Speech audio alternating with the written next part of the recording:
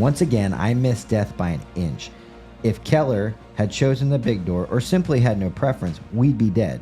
Who does he say that he is that he's with at that gate? Mike Keller. I throw a grenade through a window with a PKM machine gun. Mike Goebel. I put my The name? Who's he with now? He's with Mike Goebel now. He's with Mike Goebel now. Again, who does the book say he's with? Mike Keller. You know, there's a machine gun shredding my men, shredding my friends. Like Mike Keller, that was in that vehicle. He's in that vehicle that is getting pieced apart as Mike Goebel and I are going up this other door. So now he absolutely doesn't get the two confused. He absolutely places Mike Keller in the vehicle. Yeah. And again, places Mike Goebel next to him as, you know, on the wall. And now he says the RG is what's getting, you know, ate up. And before, they were at this door. And what did I say about lies? Man, they're hard to keep up with. The truth is never hard to keep up with. No comment. No, we didn't kill Bin Laden. Probably blame me for being an idiot, but And which you were, which we all were. You have to make it to where crime doesn't pay. You have to deter crime, whether it's crime or terrorism. It's the same principle. you have to clash with supervision. You have to, or nothing will get done. Supervisors can't learn how to supervise, and you can't learn how to respect a supervisor without confrontation. It has to happen. Do not take that out. JV team for life. Welcome back to the Anti-Hero Podcast, part Delta Force, part Street Cop, all truth. This is the episode that you've been waiting for. This is the episode you've been asking for. It's the Tim Kennedy episode. I'm Tyler, owner of Refractor Wolf Apparel. Use promo code ANTIHERO and get 15% off the best in outsider culture graphic tees, stickers, hats, flags, and even Ranger panties. And I'm Brent Tucker, owner of First Responder Coffee Company and First Responder Cigar Company. Use FRCC15, that's FRCC15, to get 15% off the world's best coffee and cigars. And you too can be smoking a cool camouflage cigar that only FRCC sells. And of course, this episode is brought to you by Ghost Bed. Sleep so good it's scary. Go to ghostbed.com/antihero and get 50% off your order. That's 50. Or go to checkout and enter promo code antihero. 50% off your order. 60,000 plus 5-star rating and reviews, all handcrafted here and in Canada.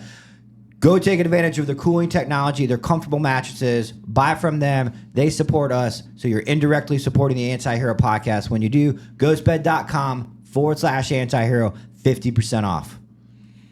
And don't forget our Patreon. I believe we have the most affordable Patreon in the business.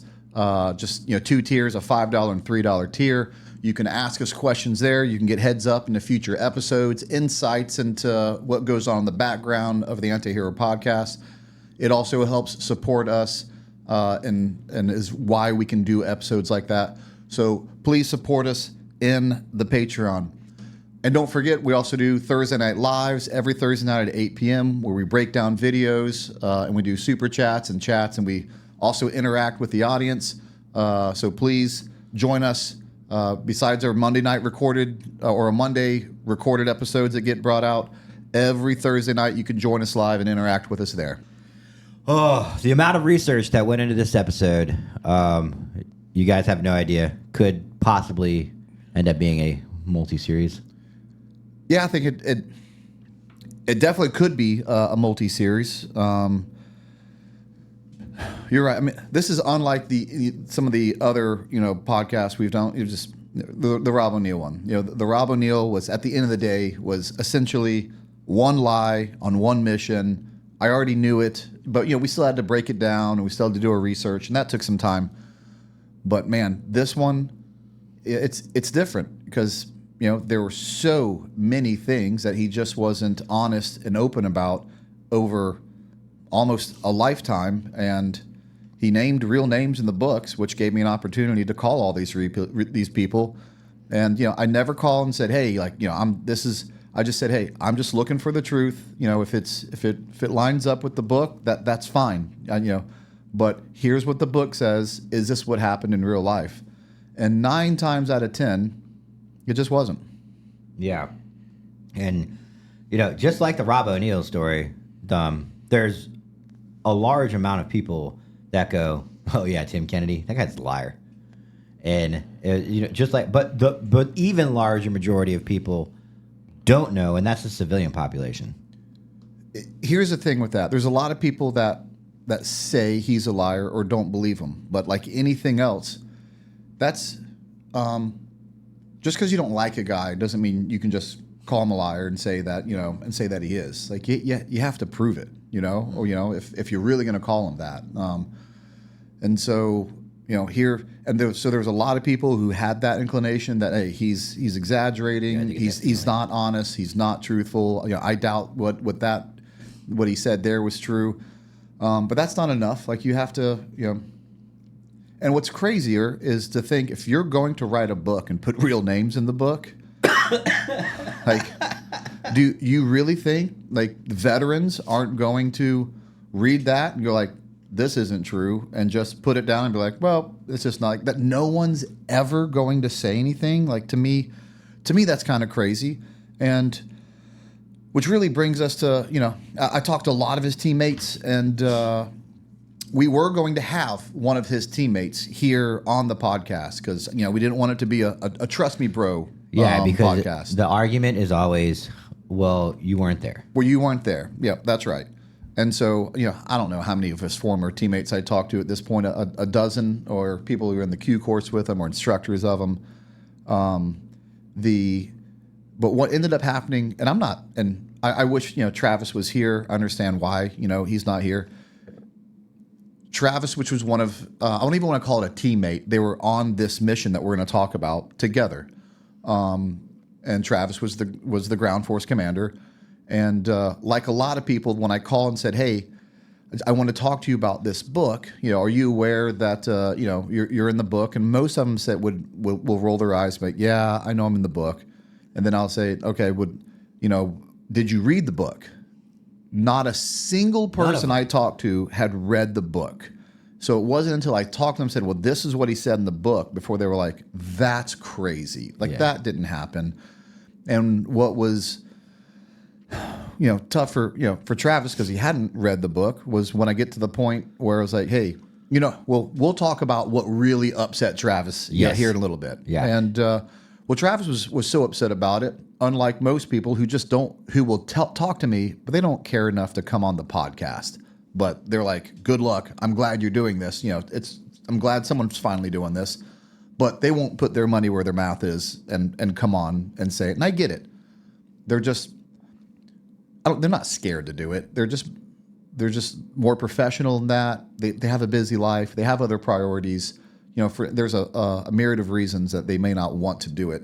But Travis was upset enough about it to come on, and then it pissed him off so bad that he contacted Tim and made Tim fly out to him and do a recorded apology that is going to be released on a podcast.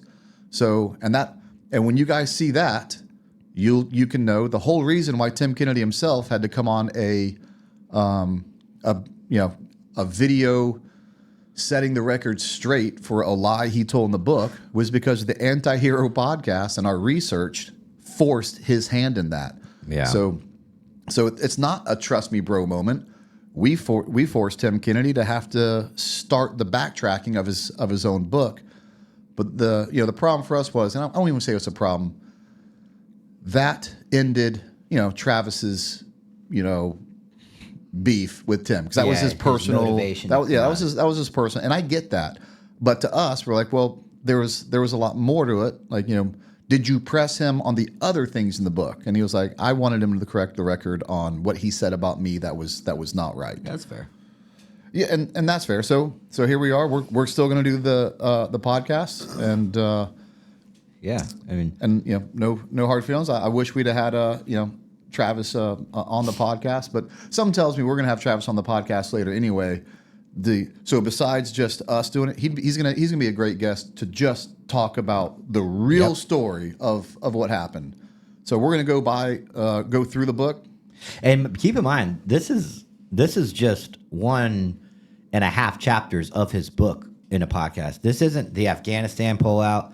This isn't his civilian life and his crazy Coast Guard and police and firefighter stories. This is none of that. This is just an a mission that he went on that he mentioned in his book that is so full of fabricated lies that it warrants its own podcast.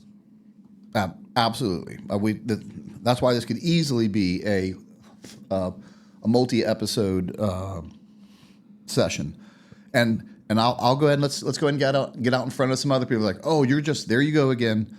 You're just veterans trying to discredit other veterans to make a name for yourself. Yeah. That makes me so mad. We hold veterans to a higher standard in this country. Yes or no? Yes. Is it like the last bastion, if you will? Like, cops have kind of lost respect, in the public's eyes. Not all of them, but as a general statement. Like, do you believe that to be true? And I hate even saying that. Yeah, it's unfortunate, but politicians, not that they ever were really high up on but politicians are at an all-time low. The only people we still trust are the military. yeah. The only people who can hold the military accountable and Yes. veterans accountable are veterans. So to say that basically what you're saying is, you can't tear down another veteran. I'm the only one that can. Yeah. Who else is going to do it? Joe Civilian, you don't have, the experience to read this book and say it's not true. You don't have the context to call people and say, hey, I was also a Green Beret. Will you talk to me about this? Only other veterans can. And this is why I argue this continues to hold veterans at a higher level, because this is what we have to do to maintain the respect, which is police our own. Do you, I don't want to say blame anybody that's not a veteran for promoting Tim's story or stories like Tim, or do you hold them accountable as well? That's a good question. Jocko did a book, did a podcast with Tim Kennedy and read the book, kind of like we're going to, but he knows better. He was a Navy SEAL. He had to read this book and go, this can't be true. But they're in that bro vet circle where they just lift each other up. He absolutely knew better, but for clicks and joined fame, because he's gonna attach his name to Tim, and Tim's gonna do the same thing to Jocko, and they're gonna continue to use each other for money and fame. That's what I think it's about. Same thing with Sean Ryan. Sean, you knew better. Like, you are accountable for who you let on, like to a degree. Like, we've had people on that didn't say something that necessarily aligned with us. Sometimes we apologize. Sometimes we just say that's their opinion. Yeah. But we don't let liars on, Yeah. or we try to vet them as best we can. And after this, sounds dramatic or not, if you didn't know, after this episode, you will know. What are you guys going to do about it, knowing that you let someone on your podcast lie for money and fame and really discredit the veteran community? Yeah, and people he was on probably the biggest podcast out there.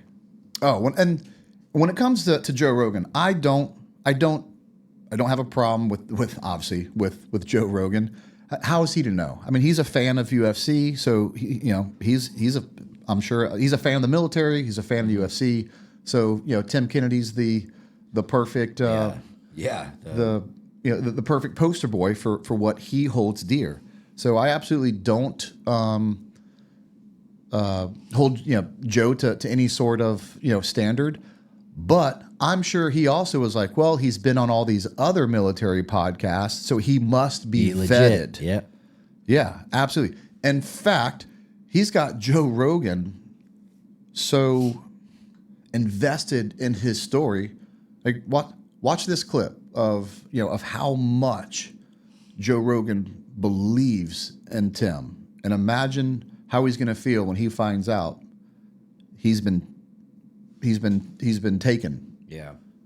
He's been taken for granted, this whole time. Here, roll the clip. Kennedy, when you had him on? A little bit. dude, he told me some shit.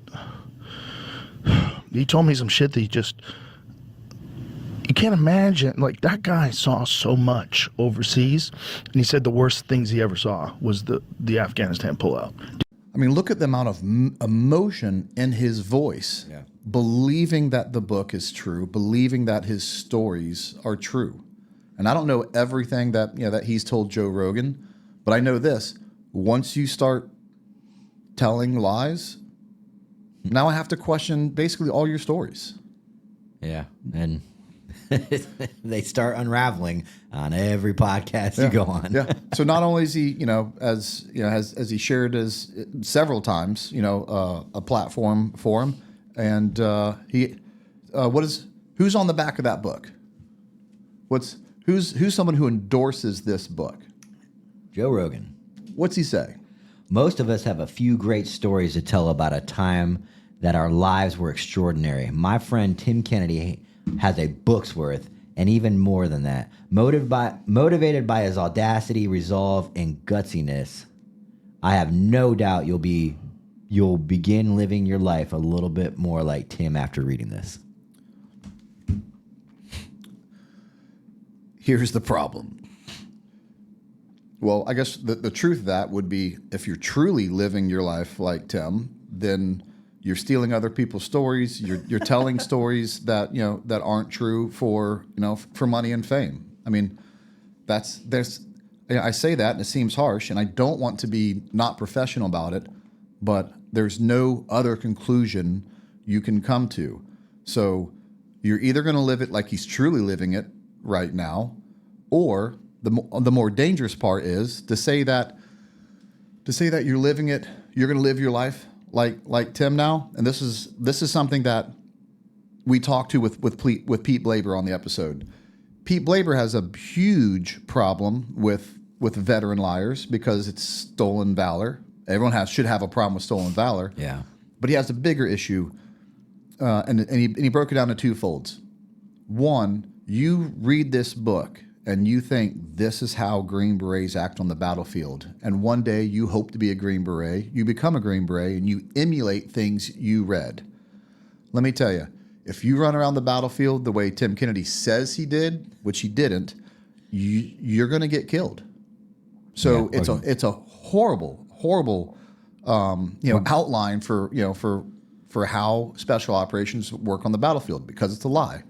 The other problem that it does is it basically like supersizes these combat stories to such a degree it overshadows real combat stories. And so when you hear a real combat story, you're like, that was kind of a cool story, but I don't know. Did you read what happened to Tim? That's a crazy story. Yeah. This book, this is a great book. If it was written by Tom Clancy, or was the script to the new Jason Bourne movie, it is entertaining as hell. The problem is that it's not fiction. It's not labeled as fiction.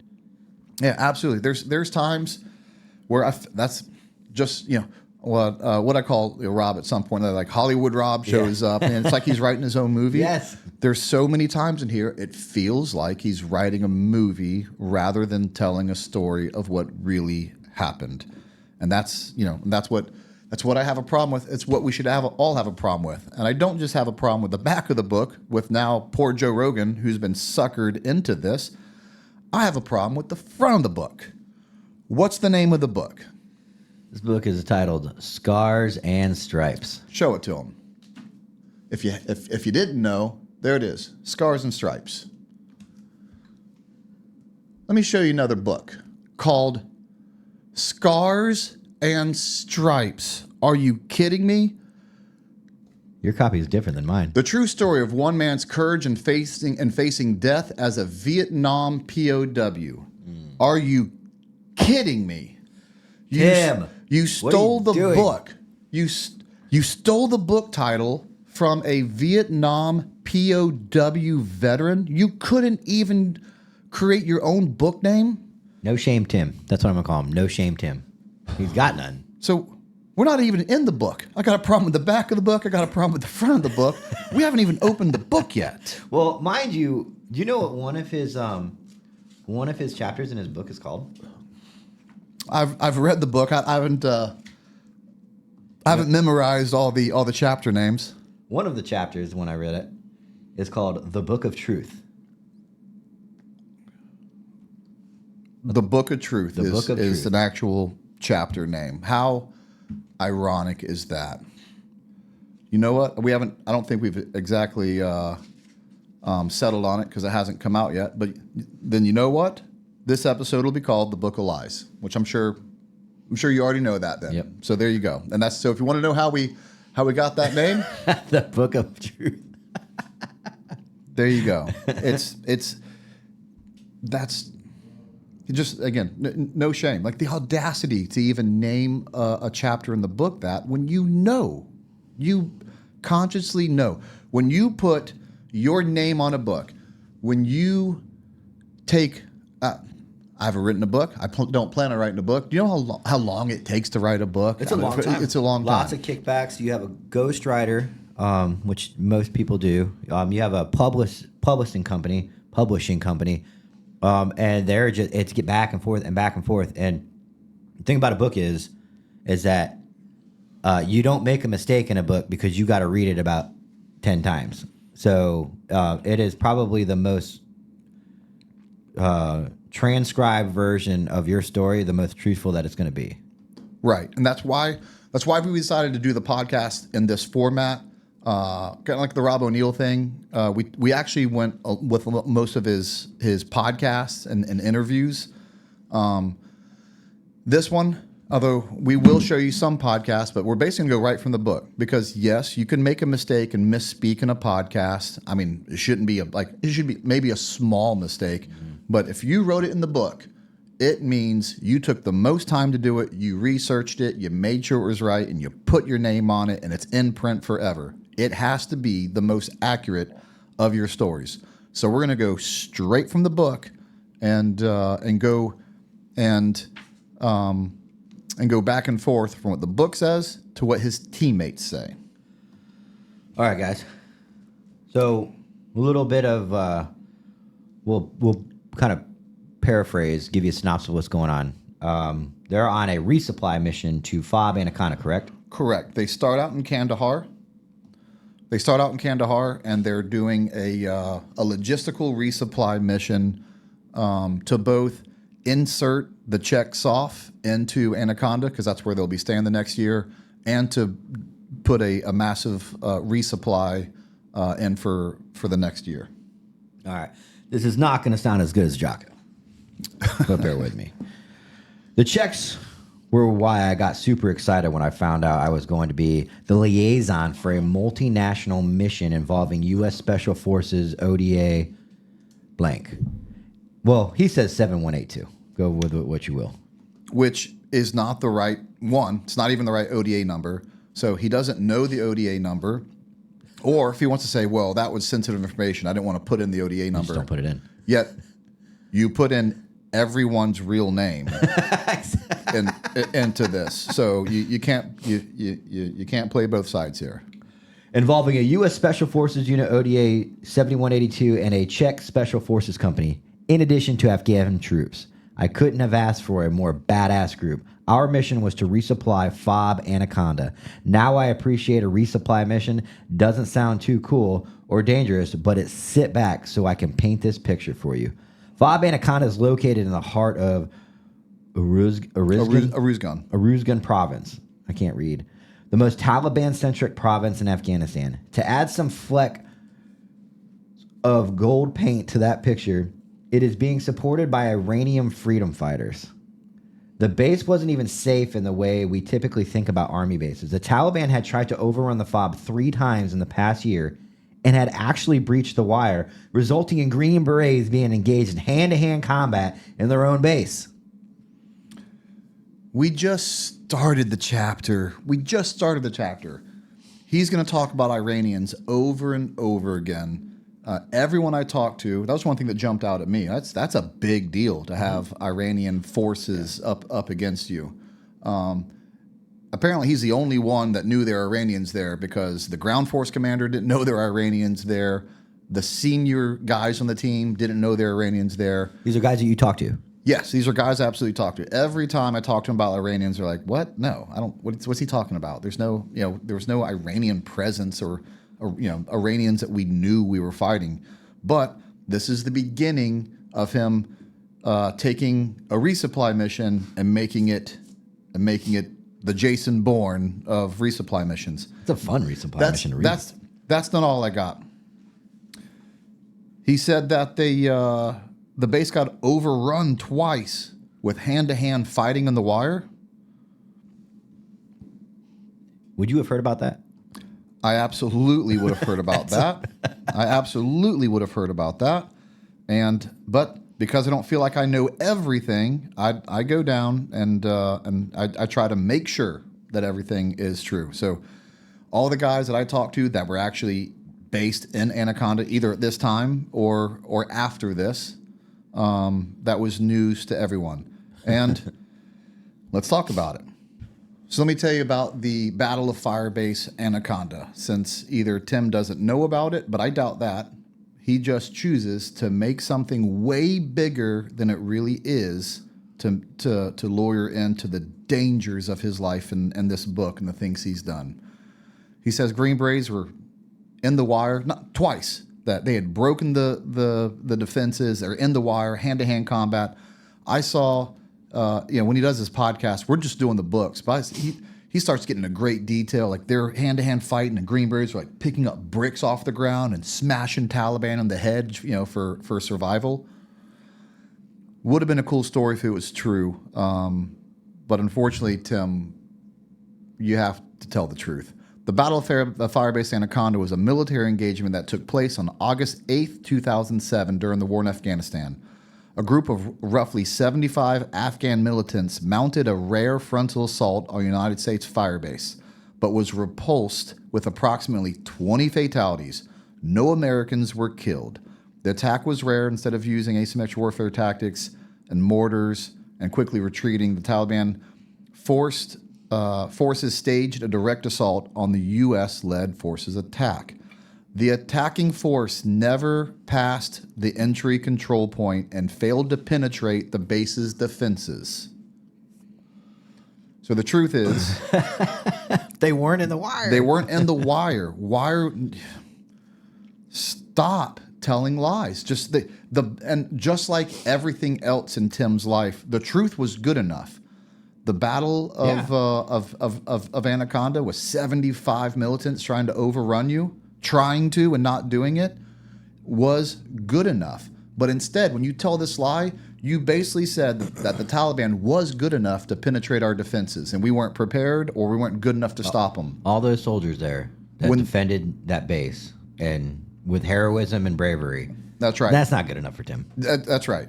No, they failed to keep them out of the wire, and they were inside the wire doing this grandiose hand-to-hand combat that never happened.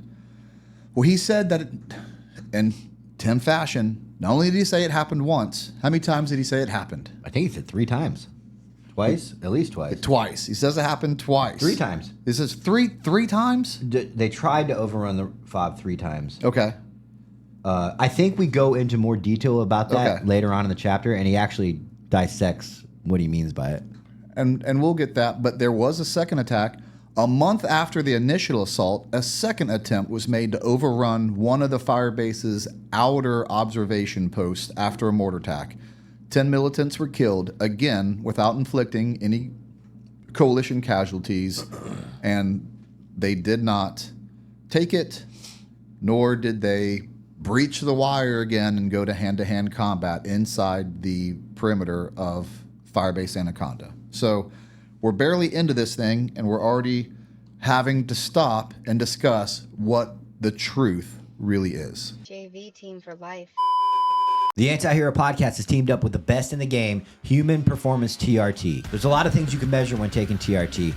Fat loss, muscle mass, no depression, high libido, but there's things that you can't measure, which is being a better family man, being a leader at work, making more money, being more successful. These are all things that are achievable with TRT. Not only do they cover TRT, they cover weight loss. ketamine, and peptides. Human Performance TRT is telehealth based, which means the consultation you have with your doctor is done via webcam or via phone. And your prescription is delivered right to your door. There's no need to go to the pharmacy. If you're already on TRT from an inferior company, don't worry.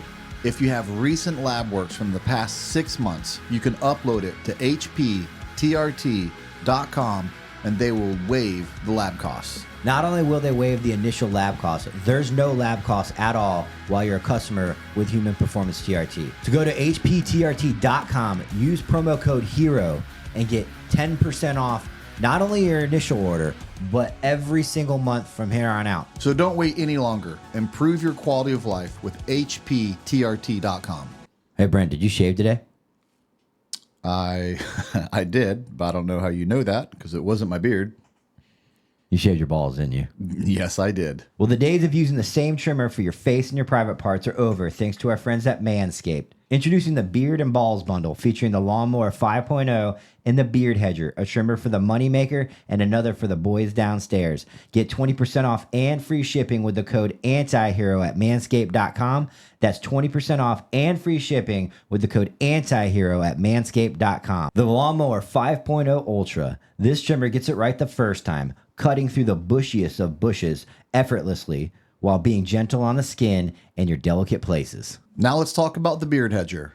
Whether you're going for a nice, neat stubble look or a full-on lumberjack, this beard trimmer has you covered. Featuring a titanium-coated steel blade, giving you 20 different length options, you can achieve any style you want with just a quick twist of the zoom wheel. Get 20% off and free shipping with the promo code ANTIHERO at manscaped.com. That's 20% off and free shipping with the code ANTIHERO at manscaped.com. So join the 11 million men worldwide who trust Manscaped for all their grooming needs. JV team for life. So keep in mind when I'm reading this, I'm taking out excerpts of this chapter. If I read the entire chapter, it would take hours, and it's full of fluff, what we call Tim Kennedy fluff, which is soliloquies and engage. We're trying to relate combat to like getting up at night and going pee and just everyday things. And so we're taking out the fluff and we're just giving you key details that we think are not truthful. Each truck had 3 drivers because we were anticipating we would be losing some along the way, either from cowardice, treachery, or enemy bullets. The drivers were not allowed to have phones or any other communication devices because we were worried some of them might tip off the Taliban to our makeup and timelines. So there we were, an A-team and me with RGs and up-armored Humvees, the Czechs in the unarmored gun trucks, the Afghans in up-armored Humvees, and 80 jingle trucks full of a year's worth of supplies. Getting ready to go at 0 dark 30 with a bunch of drivers we didn't trust into an area we were moving to certain contact at a massive disadvantage. Oddly, I didn't even consider we wouldn't dominate the situation, whatever it turned out to be. I was the guy that came out on top in MMA fights. I wasn't supposed to win. I passed the 18 X-ray program I wasn't supposed to pass. I made it on the SIF team no one had ever made it on without being on an A team first. I chased down Sarkawi alongside a bunch of other trigger pullers, Call of Duty style, on my first deployment, and I had just finished Ranger School as an honor graduate. When challenged to do so, I was fucking juggernaut. I was absolutely unstoppable. This was going to be just another few days of awesome for Tim Kennedy. Love the humility, Tim. Where do I even? I got him for you. Yeah. We've talked about this kind of like in going. You would learn this in the book, but how many trucks in the convoy were there? Good question. Let me tell you how junior Tim is, in this convoy. He's still a junior E6. He's not even a part of an ODA. He's an L&O that gets attached to this thing. So he's not even a part of the of the ODA. He gets attached to this, and he knows so little about what's going on. So no, he has no extra insight into Iranian fighters that are apparently everywhere. He knows so little about what's going on. He doesn't even know that of all the things that he supersizes and makes these exaggerated claims, he doesn't even know how many trucks are in the convoy. There's almost 200 trucks in this convoy. Verified by people on the ground. Verified by several people. Almost, just short of 200 trucks. That's one of the biggest convoys I've ever heard of. And that's what the story should be. Like this massive convoy that should be nothing but, an easy target. You can't hide it. You got to fight all the way there. That's what the story should be. But it just ends up about Tim winning the day, Tim doing this, Tim doing that. It's a 200-person convoy. Besides that, he goes on to say, I went on and did things that I shouldn't have done. I shouldn't have even passed the 18 X-ray program. Why shouldn't you have passed the 18 X-ray? Did people not want him to? Well, his 18 Bravo instructor tried to fail him, but it's just I don't know why he thinks that he wasn't supposed to. The other thing that jumps out at me there is the end of that. Read the end just real quick. The honor graduate part? Yes. He says he was, and I was going to bring this up probably on maybe a follow-up episode, but in the book he talks about it, and he brings it up again because he always says he's the best in everything he does. He says, he was the best at sniper school. Never mentions in the book that he failed sniper school the first time. Talks about how great he is as an assaulter. Never talks about how he failed Sephardic. And here he is saying that he was the best at Ranger School. Tim, you don't think I can't call someone and find out if you were the distinguished honor grad of your class? Of course I can. And I did. You were not the distinguished honor grad of your class. In fact, your peers were so low in mountain phase, you almost got recycled over peers. So quit saying things that you want to be true that aren't, because people are going to find out. And if you lie about being distinguished honor grad or Ranger School, what else are you willing to lie about? Would you ever, anybody, take Tim Kennedy out of it. If I walked up to you and said I was an honor graduate, I'm a Ranger School class, and you're like, dude, that's awesome, and then you found out I lied about that, would you trust anything I said ever?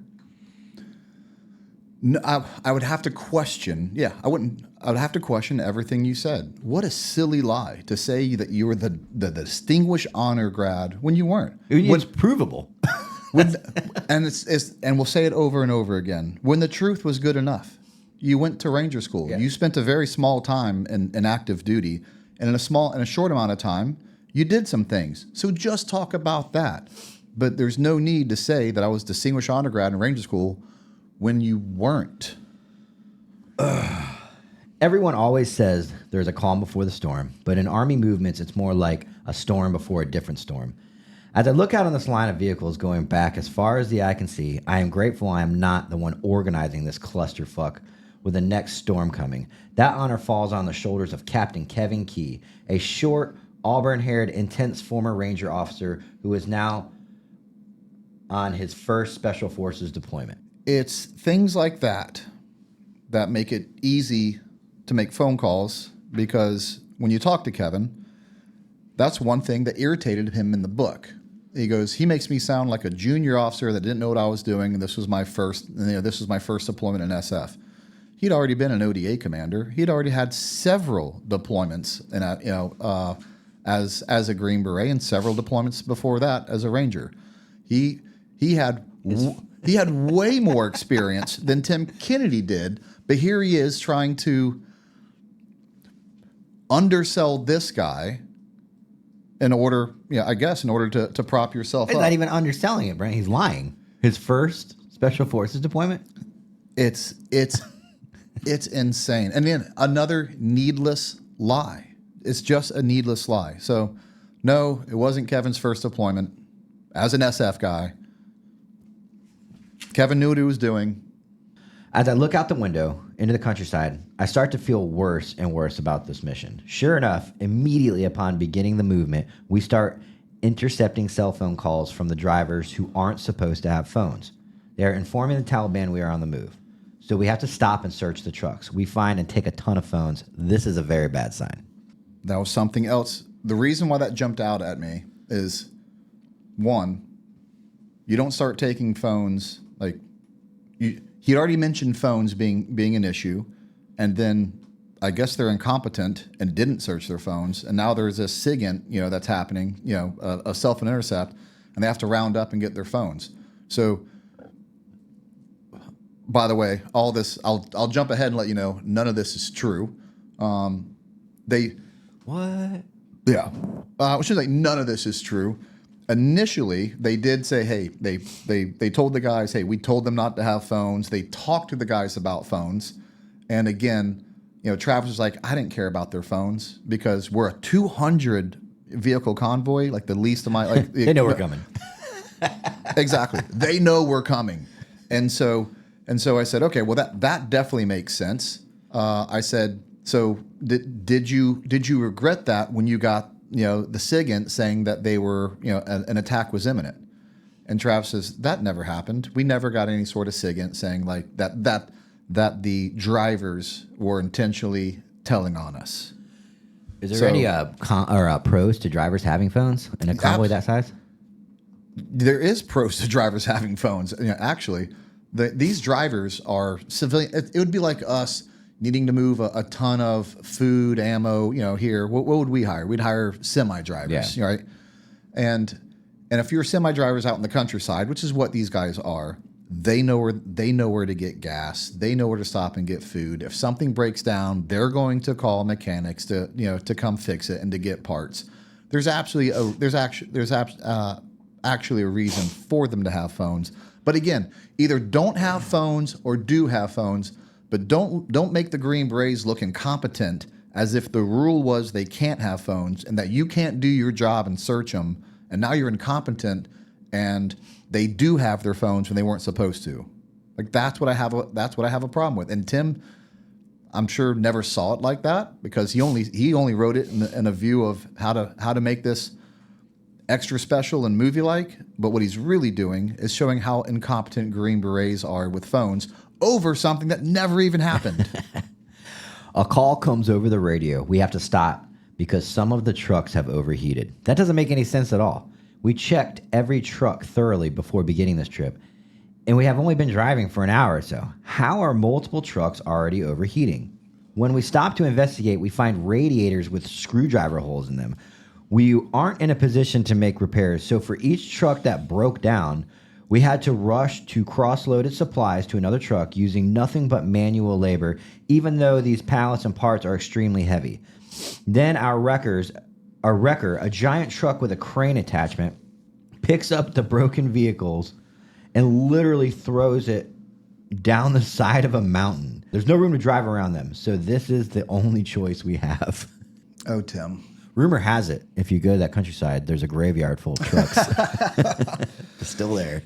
Again, I read that and I was like, well, that doesn't sound right because I've never heard of that happening. But, it was one of the things I had to ask everyone I talked to.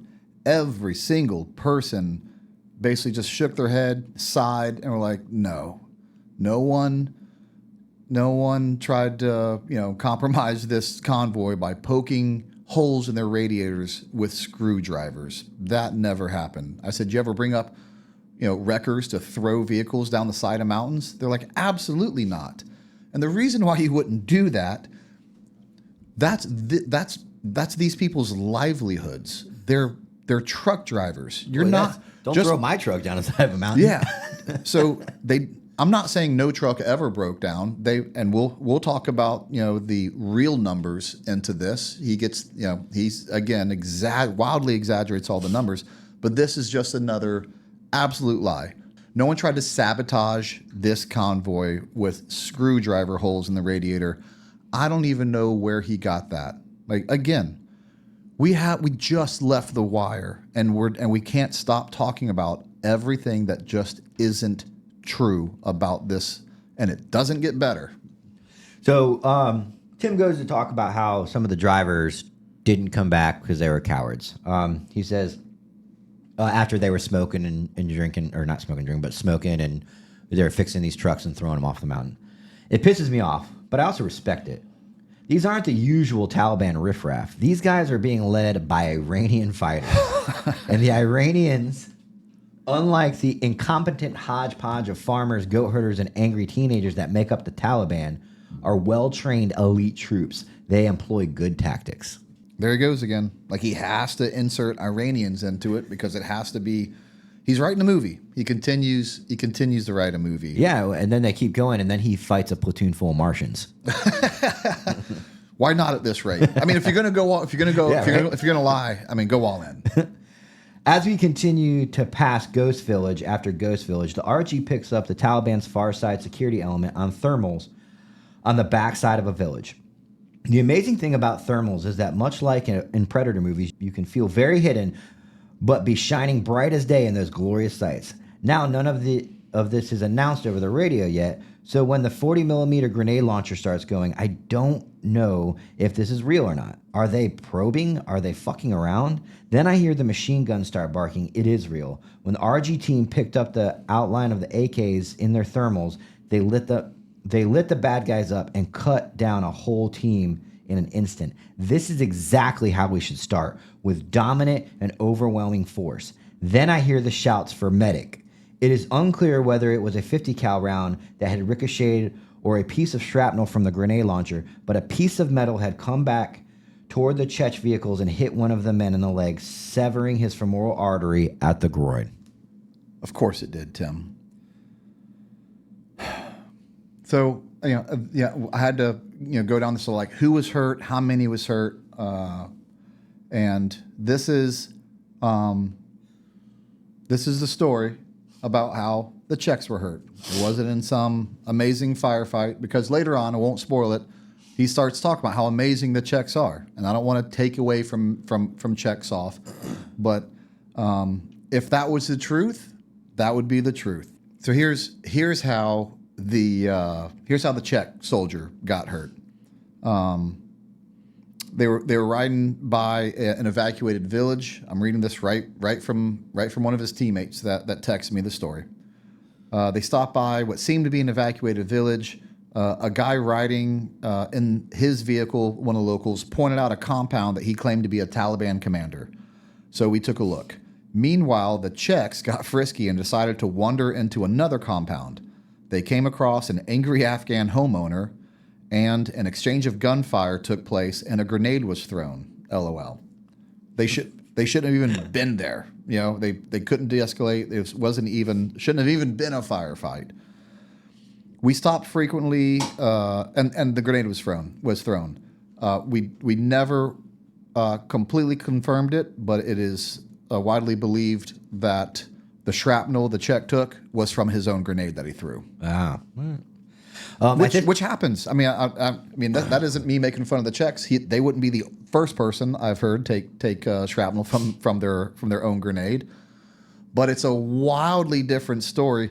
That story doesn't fit with the we're in a badass fight right off the bat, exchanging massive gunfire, and the scream for help and medic, and his artery is about to bleed out. When the truth is, they're in a place they shouldn't have been. They mismanaged the situation and more than likely hit themselves with a grenade. That's the truth. At this point in the story, it's very long, so I'm going to paraphrase it. They actually come up on an IED, which ignites and blows up one of the vehicles. The first vehicle? No, this is the only part of the book that has like vagueness of truth to it. Of course, like he gets it wrong when he's like, hey, like we were the lead American vehicle, because he has to put himself out front and in the most danger. Okay.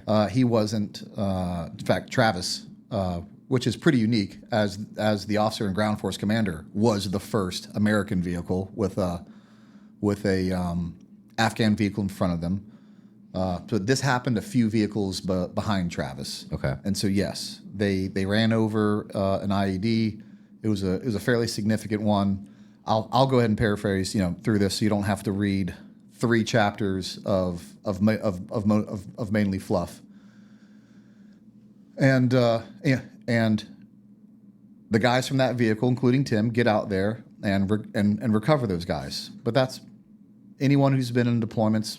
And that's what happens. You run over IEDs, and when someone gets hit with an IED, you go recover them. But that's not good enough. Like at some point, like he has to come out like Rambo style, shooting from the hip with his sniper weapon. It's crazy that he's shooting from the hip with his sniper weapon. That makes no sense. No one can verify that story. And then he goes on to say Mike Keller and the gun was on the 50 cal was just red misting, like the near Taliban ambush. I talked to Mike. Mike was like, "Yeah, I was shooting at the 50 cal, for people moving." He's like, "But like I didn't red mist anyone." And again, he could have just told the story. Like the story was good enough. Like he has to add. In fact, I'll retract a little bit. He said that vehicle is riding on top. It flips over and it's riding on top of their vehicle, and they have to back out. Well, if the vehicle is literally on top of your vehicle, then how's that gunner going to get the 50 cal up and protect you? He just has to make it extreme. Mm-hmm. And again, with all the lies prior to this, I was even surprised that an IED happened, because so far, talking to everyone before I got to this point, really nothing had been true. They go on to say that they're in a firefight, and Tim goes, "I need to move. The whole fight is right here in the front. The guys in the back are so far away that all they can do is listen to the gunfire. The pass is so narrow that you can barely fit 2 vehicles in the gap, while they are able to hit us from every conceivable position and angle. There is no way to reinforce us." Wisely, like the grizzled combat veteran he is, the ODA Sergeant Major starts pushing all the units to the high ground to take the fight to them, and the guys out of the line of fire. So the ODA Sergeant Major, he says. Let me tell you how junior Tim Kennedy is. Not only does he not know how many vehicles are in this convoy, he doesn't know the rank structure of an ODA because he's never been on one to this point. He was on a SIF team before this, and he's attached to an ODA. He's still not part of an ODA, and he calls it the ODA Sergeant Major. Sergeant Major's an E9. The ODA Team Sergeant is an E8, which is a Master Sergeant, which is crazy to me. You had all this time, and you wrote in the book, like, I expect that from Hollywood to get ranks wrong. Yeah. I don't expect that from Green Berets who are doing research and writing books. So the firefight that Brent briefly paraphrased goes on for a while in detail. But then Tim says, before we're all the way back to relative safety, the ODA medic is sprinting to us to help the wounded Afghans. He is a 6'6", 250 pounds, and we will call him the Ginginator. He takes immediate action to keep them alive and calls in a medevac request to get them out of there. The request is denied because there's no Americans or Czechs also wounded. That policy still pisses me off. These guys were fighting side by side with us for their country, putting their lives and their lives of their family at risk, and we couldn't even get them an asset that we knew was readily available on standby. It felt evil, to be honest, and I wondered if the Afghans knew. That was another part of the book that jumped out at me. I've never had an issue evacuating a wounded Afghan. So I asked who would be in charge of that, essentially, the ground force commander. Like, he's the one that's going to call on those things and coordinate that. And when I talked to him about that, he goes, "We never had a problem medevacing anyone." I don't know what Tim's talking about. In fact, the words he used were bullshit. And here's what really irritates me about that. He basically, through a lie, and he'll do this other times, I think it's just so he can talk about the struggles of war, and he's basically bad-mouthing America and saying, like, hey, this is crazy, this is wrong, when he made it up.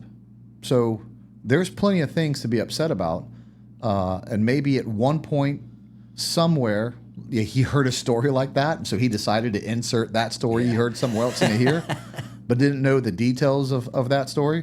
But according to the ground force commander said, no, we had no issue getting medevacs out. So he was already untruthful about the Czech getting hurt. Now he's untruthful about having issues with a medevac, and the stories continue about everything that just isn't true. I find my way to the Czech commander's vehicle to improve command and control. We aren't all speaking the same language, and even when we do, it isn't easy to understand each other on the radio because of accents and inflection. But in person is so much easier. So I'm hanging off the side of the vehicle with my sniper rifle, my SBR, and a rucksack full of grenades. We're driving around looking for a fighting position when we came upon a bunch of tents and mud huts. Lo and behold, there are a dozen Talibans just sitting there looking at us.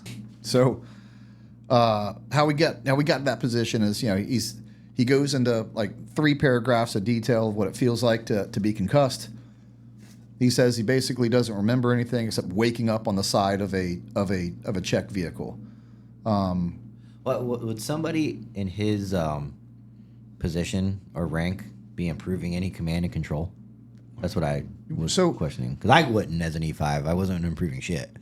That was his job was to be with the Czechs, and so because they don't speak the same language, his job would basically be to babysit them. Okay. Which is why he's here, because the ODA guys have a job to do and they don't want to babysit Czechs.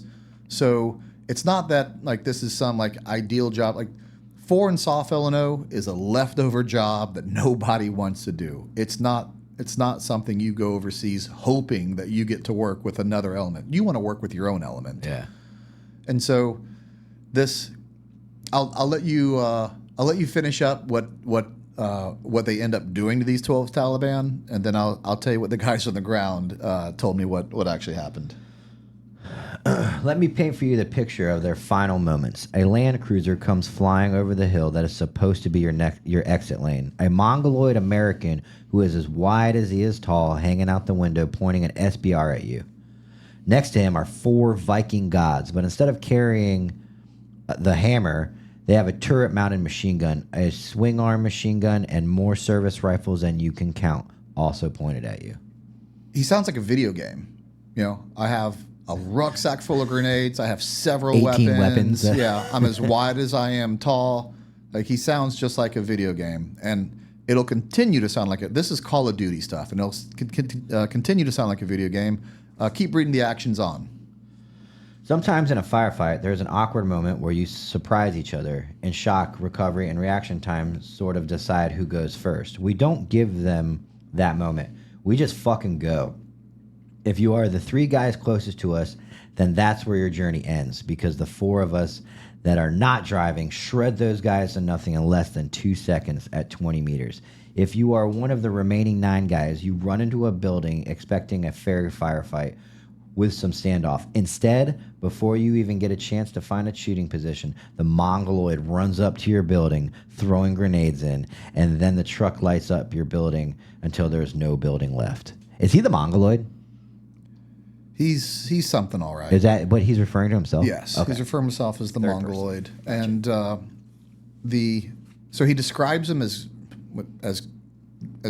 Greek or as Greek gods, Viking gods of war. Well, unfortunately, these Viking gods have already thrown a grenade and hit themselves. So that's that. I don't know if that's how I would describe them, but they're with Tim, so they have to be amazing. When I talked to the guys on the ground, they're like, yes, that kind of happened. He was like, there were, after the IED happened, there was a sighting of 3, what we thought were 3 Taliban in the distance, and so the Czechs went to go inspect it. He was like, a short firefight ensued, and they came back and they said it's so that takes care of the 3 that they were talking about. And the way they described it was, it seemed like more of a distance, like machine gun, taking them out when they actually saw them, not this racing over the hill, like close quarters, like I'm 20 meters away from you and just mowed you down. Again, like he has to make it sound more like him, because apparently it's not good enough to just tell the truth. And then he inserts these extra 9 people. And he has this affinity with grenades, as he'll continue throughout the whole book. He throws one. he throws it for sure. He throws one that we'll talk about. This guy in one deployment's thrown more grenades than I have at a tier 1 and Green Beret level that went deployed to war, way more than he does. And one convoy, this guy throws more grenades than me and 4 of my friends combined. It's amazing. It would be amazing if it were true. JV team for life. Hey guys, I want to introduce our latest sponsor, Brotherhood Blades. They're made for cops and first responders by cops. They make it the way they do because they know what the job means. Everything is handmade or machined in the USA. Their blades are made to be used and abused because they have some of the best super steels offered. With the use of super steels, general care is limited. You can use it and forget about it without the fear of rusting, something first responders are good at. Lifetime warranties come with every blade that cover pretty much anything other than losing your blade or using it to perform outlandish tasks that you wouldn't usually use the blade for. Probably like using it as a screwdriver, something we've all done. They have a lifetime sharpening. You only pay one-way shipping. If you want to head over to their custom page, your imagination is their limitation. They'll try anything once. They've outfitted numerous teams without blades and have customized the blades to their specifications, including custom lasering, sheath, color schemes, and sheath attachments. Head on over to brotherhoodblades.com and get you one.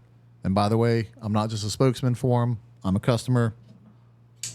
I carry theirs every day with me, and I wouldn't be talking about them if I didn't trust their product. Promo code ANTIHERO10. What's up, everybody? Want to give a quick shout out to 09 Holsters, ruggedized equipment proudly made in America for cops by cops.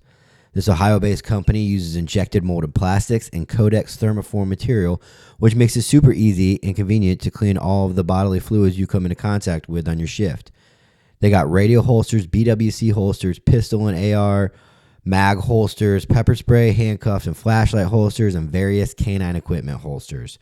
The ruggedized case allows for a quick draw of your equipment without the fumbling around when returning to a shapeless holster. Head over to 09holsters.com and use promo code 09antihero10 for 10% off your order. That's 09antihero10 for 10% off your order. Revenge is an act of passion. Vengeance is an act of justice. Injuries are revenged. Crimes are avenged. Almost a century ago, big pharmaceutical companies re-engineered medical school curriculum and faculty with one goal: putting profit before progress. Anyone pushing back against the medical matrix they carefully crafted was threatened, silenced, censored, financially ruined, or worse. They are the problem. We are the solution. You're clear to engage. Initials Mike Juliet Alpha. You're clear to engage with weapons. You're clear to engage with weapons.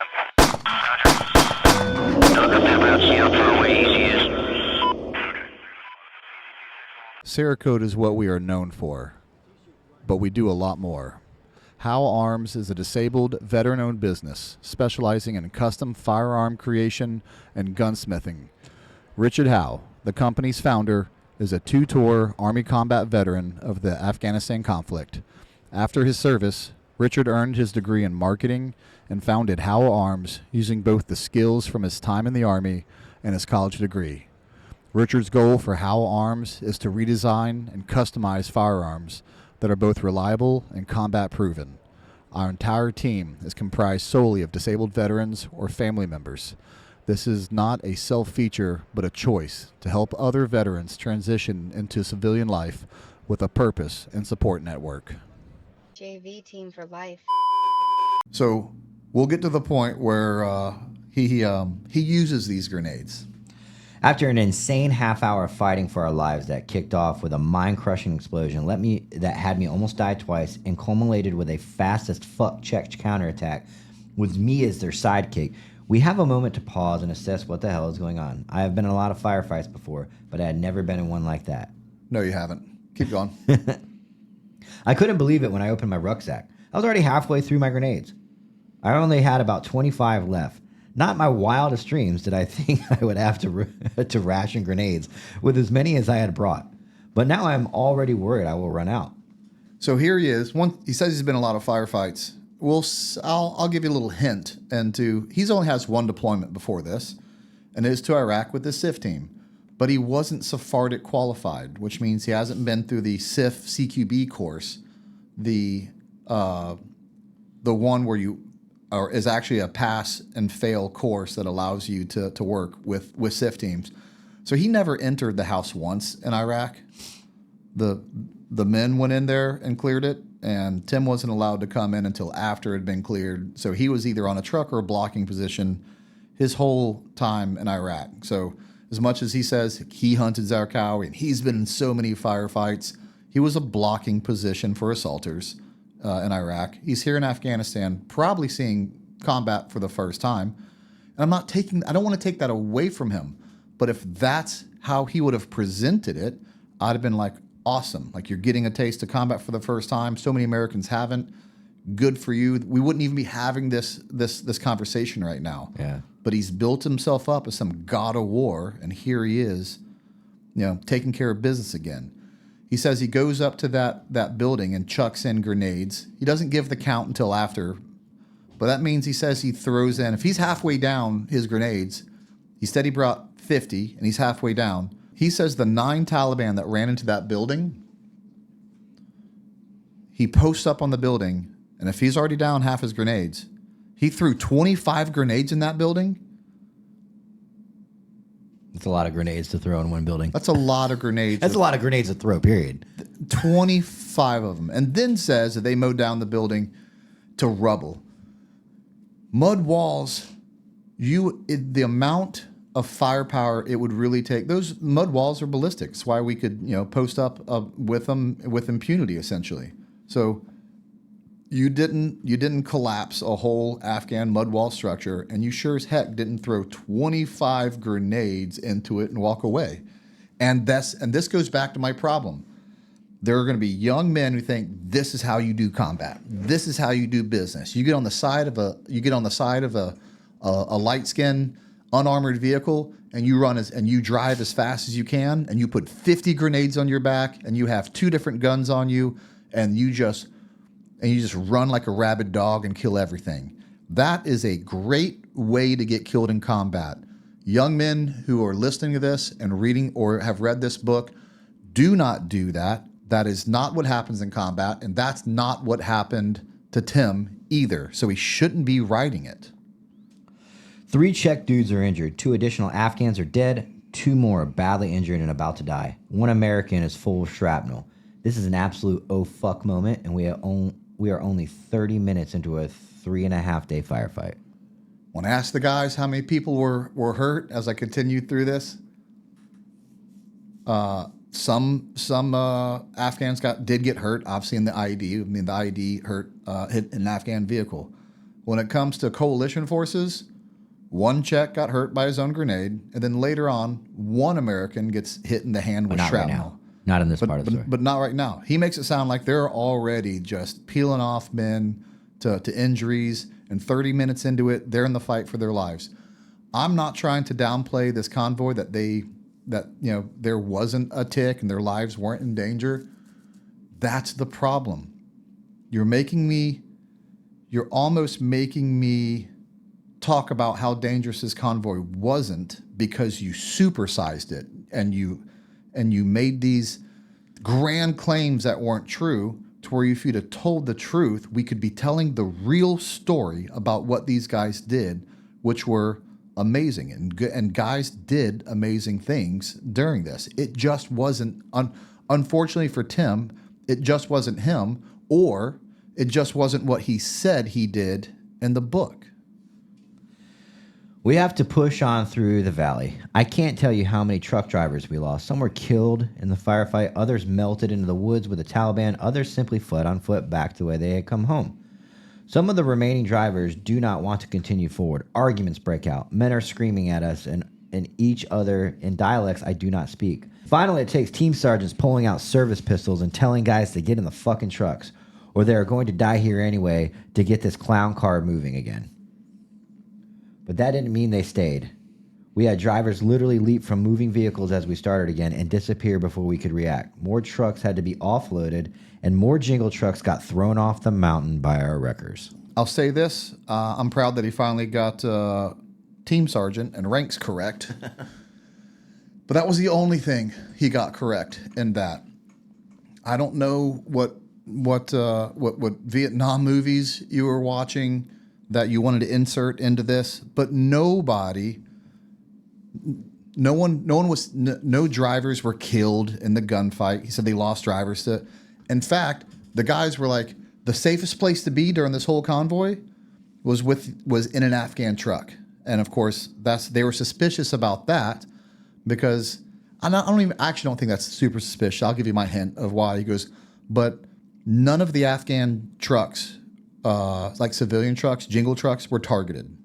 None of them were. He goes, the safest place to be was in there. So for him to talk about like they're getting guys murdered and losing them to death didn't happen. Melting into the woods, running away, didn't happen. Every guy was like, no, that didn't happen. Then when I get to the part of the story, is like, did anyone pull pistols to make guys get driving again? Like, no, that absolutely did not happen. So here we go again with just lies. There's no other way to say it. So keep in mind, everybody, this is all verified by people that were there through phone calls and text messages that Brent did. So continuing. And not just one or two or like multiple. And they were all consistent with their story. As the sun goes down, the situation gets more dire. We cannot keep moving because the jingle trucks do not have night vision and we are skirting a dangerous ravine along a mountain. So we are sitting ducks. We don't know this land. They do. Shittier than that, though. We are dangerously low on ammo. My rifle has nothing left. It is now a very expensive baseball bat. We barely have any linked ammo left on the machine guns. The saws are dry except for a canister or two floating around. I hug my service pistol. That's all I have left to defend myself. I use the scope of my sniper rifle to try and find a bad guy with an AK so I can go kill him and grab it. I am that desperate. I feel like I'm going to sigh every time it goes back to me on this because it's just crazy. When I talk to the guys about this, and again, I hate taking anything away from the guys on the ground that were fighting in ticks as the convoy moved. But anyone who's been in a convoy in Afghanistan, which a lot of SF guys have, they're always ticks at distance. Like you don't get into a lot of firefights where like it's close and personal in Afghanistan. The Taliban just aren't that dumb. They're pretty smart. They know what they're doing. When it comes to all these, like he's completely black on ammo. When I asked Travis about this, I was like, hey, you're the ground force commander. Like, how many times did you call in resupplies? He goes, why would I have to call in resupplies? He's like, we're a 200 vehicle resupply convoy resupplying a fire base. We got supplies. We are the supplies. If you're out of something, go to a truck. We got it. And so here he is completely bone dry on everything except his sniper weapon, apparently, and he's going to try to kill a Taliban guy to take his AK and use it for like battlefield recovery. Again, this isn't the movies. This isn't the movies. Quit exaggerating everything that you did. And like I hear stories like this, and Joe Rogan has to be reading this and be like, oh, this is crazy. Yeah, it is crazy. It's so crazy that it's not true. In the absolute middle of the night, we have a very close call. The AC-130 let us know they were red on ammo and are heading back. But as they are leaving, they pick up 200 enemy moving in our direction on their thermals. Gizmo, the JTAC, hopped on the radio and convinces them to head out and then come back like they are a new aircraft and run the guns empty in a show of force. It does the fucking trick and holds the bad guys in a frozen place. No one wants to fuck with Spooky. Well, he's right. No one wants to mess with Spooky. But again, anyone who's been in these situations, what had happened to me and my friends and other, hearing true combat stories from other guys, this is what happens. When you get, an AC-130 on station and you're running overnight, it almost always is going to find something and shoot at it. Not because it's just randomly firing at things. They are going to probe your position because that makes it sound like it's close. But they can identify them and they will, shoot at them, which is when I talked to those guys is exactly what happened. They did find some targets that night, kept them at bay. And just because they, and any time you shoot at a couple, that keeps them from becoming a horde. But they laughed when I said, Tim said there were a horde of 200 Taliban fighters coming over the mountain to you guys, and AC-130 saved your ass. Like, no, that never happened. AC-130 found some targets. They were so far away, we didn't even BDA them, do a battle damage assessment. We just knew that they were overhead protecting us, and we went to sleep. They did their security position, but this lie again of like, I can't. Well, the amount of times that, take this in consideration. We just told the true story of what happened of them trying to do a full force assault on Firebase Anaconda. How many guys did they muster? Do you remember the number when I read it? No. 75. Yeah. They used 75 guys on a full assault on a firebase. You think they can muster 200 guys over the mountains for a supply convoy? That fast? No. Because it didn't happen, and it's just, and the book of truth, the book of lies continues. Well, this apparently fucked him up. And this is sort of one of the first examples of kind of morbid storytelling. Now, if he was writing a fictional tale, this would be great storytelling. Like he mentions the Braveheart and Game of Thrones. If he was writing an episode for that, this would be great. But he's writing this like it happened. Yeah, as a storyteller, he's a hell of a storyteller. Like the way he describes things. I said I would do this professionally, and even though when I say you lied about that, that's not me trying to be petty about it. If it's a lie, I'm just going to say it's a lie. I'm not going to try to call people names or be unprofessional, about this. I feel like we did the Rob O'Neill episode very professionally, and we're going to try to maintain that standard. But it almost borders on some sort of like psychopath mentality to be able to write about a situation that you weren't in and are lying about and tell how deeply it affects your soul and how a part of you is now dead and how you will have PTSD from this forever over something that never happened. And I get it. Someone who is reading this would have to say, if you go into this great a detail about it, you had to experience it. So the fact that he can tell a story in such detail that he never experienced, I guess if I have to give him kudos, that's the one thing he does well. He doesn't tell the truth well. The lies are in the details. I don't know if that's a compliment. All right, so this is what we're referencing, this excerpt right now. Finally, after I don't know how many gun runs, the sun starts to peek over the horizon, and that's when I fully understand what we had been up against the night before and the carnage that our JTAC had caused.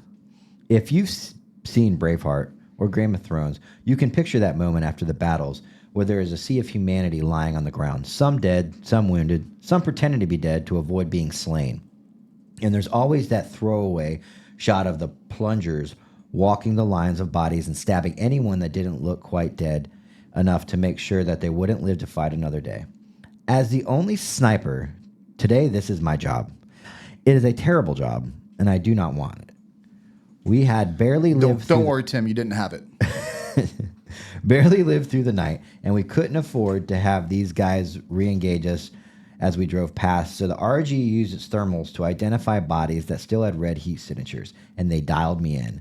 I'd get on target with my scope, and if that body had a weapon, I'd put a round through it. Young or old, it didn't matter. If they had a gun, they died.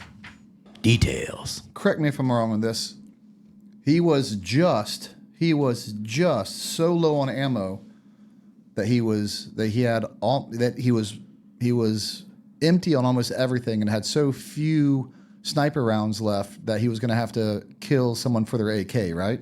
No, apparently he's got enough to shoot at dead bodies. Now he's got enough to shoot at dead bodies for 2 hours. So that's nothing short of amazing. Maybe he realized he was part of a resupply convoy. And then he does this. He talks about, Viking gods and Spartans because he loves that warrior culture and that warrior mentality. When he's talking about plungers, he does this on the Sean Ryan show, talking about Spartan plungers. And after the Spartans move through the battlefield, the plungers come afterwards, and they just start, stabbing, random bodies on the ground to ensure they're dead. That's what he's talking about when he's talking about the plungers. Do you think so? These crow systems that the RG-33s have are insanely accurate. One, if this story was true, spoiler alert, none of this happened. You think they would just find the dead bodies, give it to you, and let you shoot? Or you think the guy in the crow system, it'd be more efficient If he did it. and fun for him Yeah. if he identified them, shot them, moved, identified them, shot them, they'd hit the road a lot sooner. Yeah. Well, so we talked about this before we aired the podcast. It's like when you watch an action movie with an action star, right? It's paramount to the script that action star be in every detail in every scene of the movie, even though when you watch it, you're like, he wouldn't have done that job. That would have Right. been, That's right. he would only be in an eighth of the movie. So this is Tim writing Tim's movie. He inserts himself all over the place. I want to make sure I absolutely, besides just say this didn't happen, is that this didn't happen. Everything we're fictionally talking about would be even if it happened, but this didn't happen. They didn't wake up to a sea of dead bodies strewn out before them. The AC-130 lit up a few targets at a distance so far away that they never saw the bodies and never went to do a battle damage assessment. And they just got in the vehicles and they left the next day. So this is a crazy made-up story that didn't happen. And again, it's disturbing that he can talk about how much he doesn't even want to have to do this. Like it takes read it. The next paragraph is just very detailed about how he didn't want to do it. Sure. Let's read it. I am very proud of being a sniper. I'm proud of the training I put myself through to be able to do what I do. I'm proud of our profession. We save a lot of lives, and I'm convinced I saved American and Czech's life that day. But there's something most people don't understand about our job.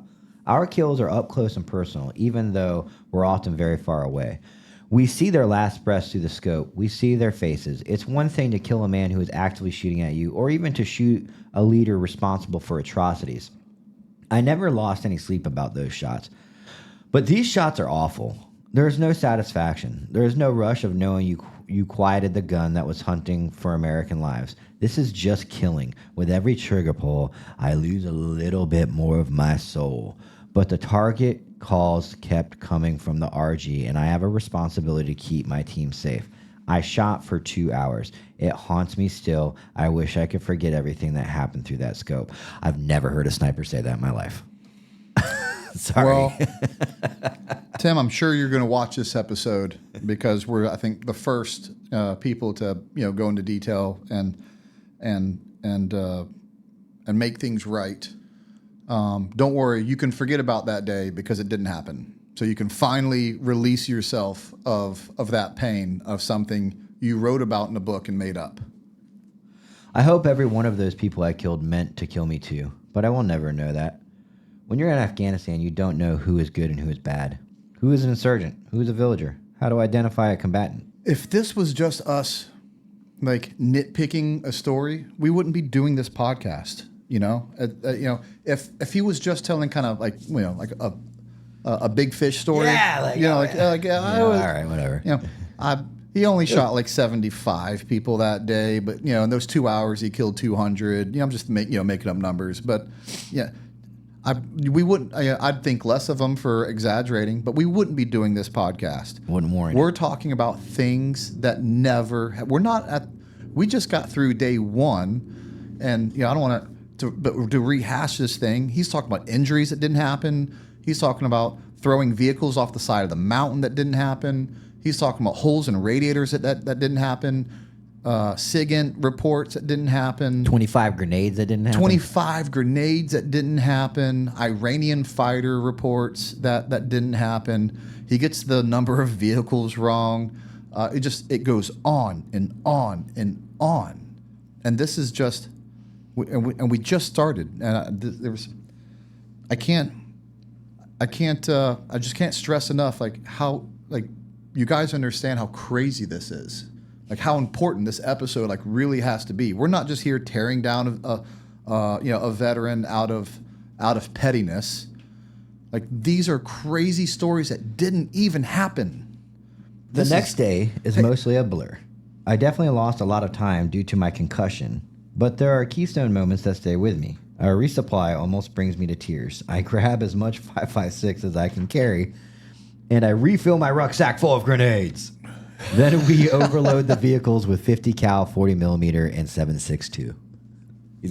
His rucksack is full of grenades again. Again, I guess they realize that they are a resupply convoy, and that Tim and his grenades. Again, we'll talk about this. Will not be the last time we talk about his grenades.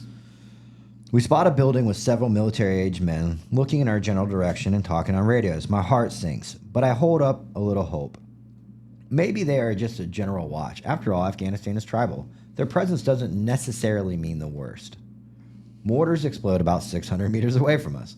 Well, so much for the idea of them being fucking friendly. The main building they are fighting from is a large modern school that we have built for them.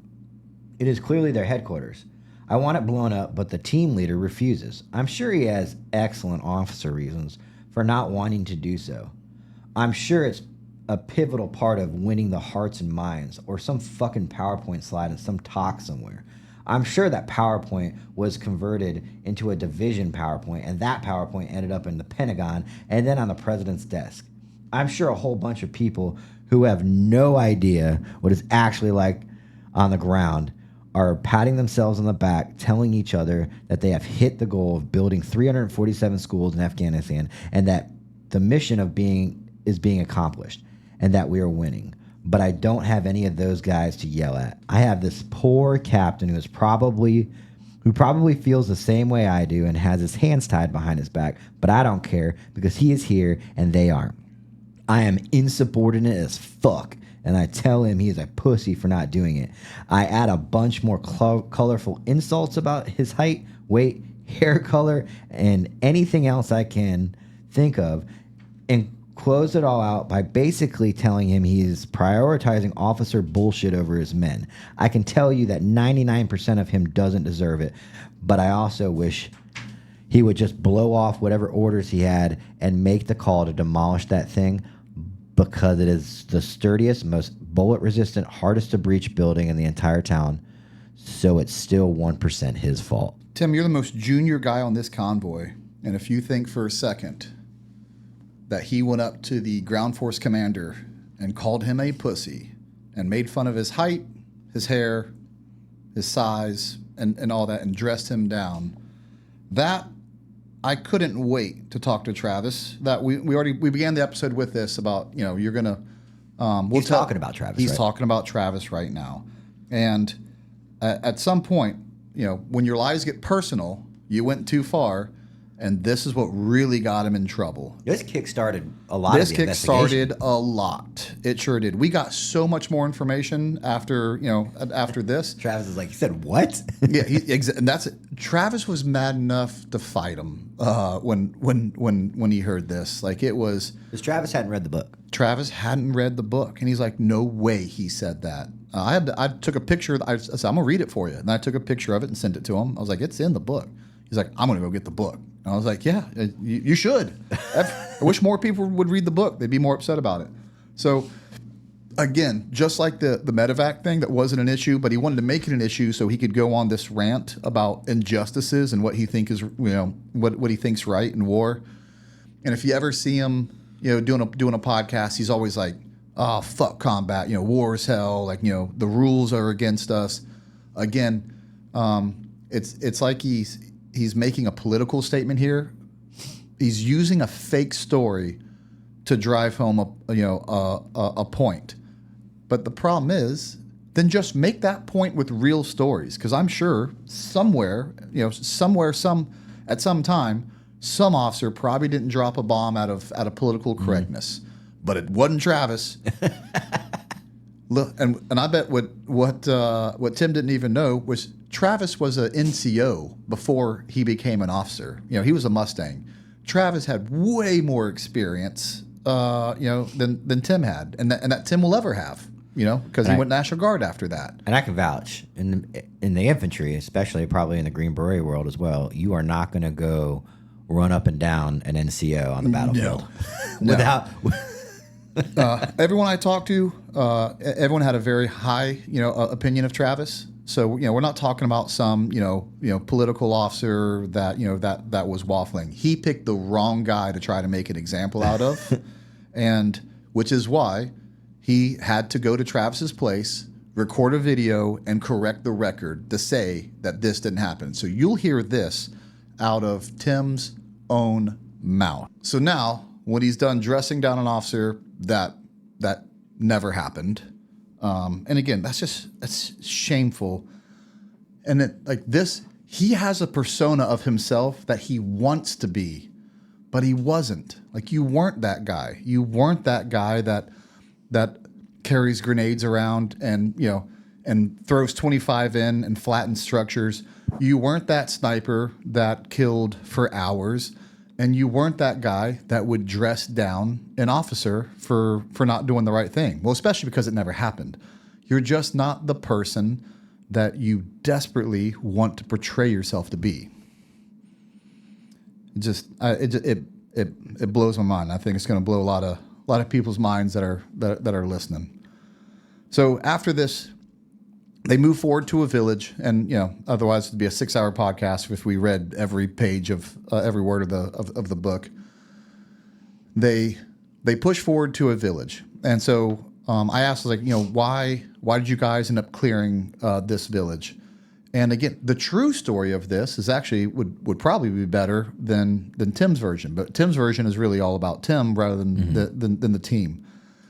They couldn't push the convoy past this village to make it all the way to Anaconda because they were taking a lot of at a distance fire from this village, and so they knew they couldn't safely move. That the convoy was in range of this village, and they couldn't safely move it past. So they decided, well, the only thing we can really do is go. We're going to have to go clear that village to safely get the convoy. So the ODA from Anaconda comes down, meets them, and they start to clear this village in order for safe passage. Tim never talks about that during the book, that clearing this thing was a tactical thing they had to do for the convoy. So that's why they go clear this village and pick up where they're clearing the village.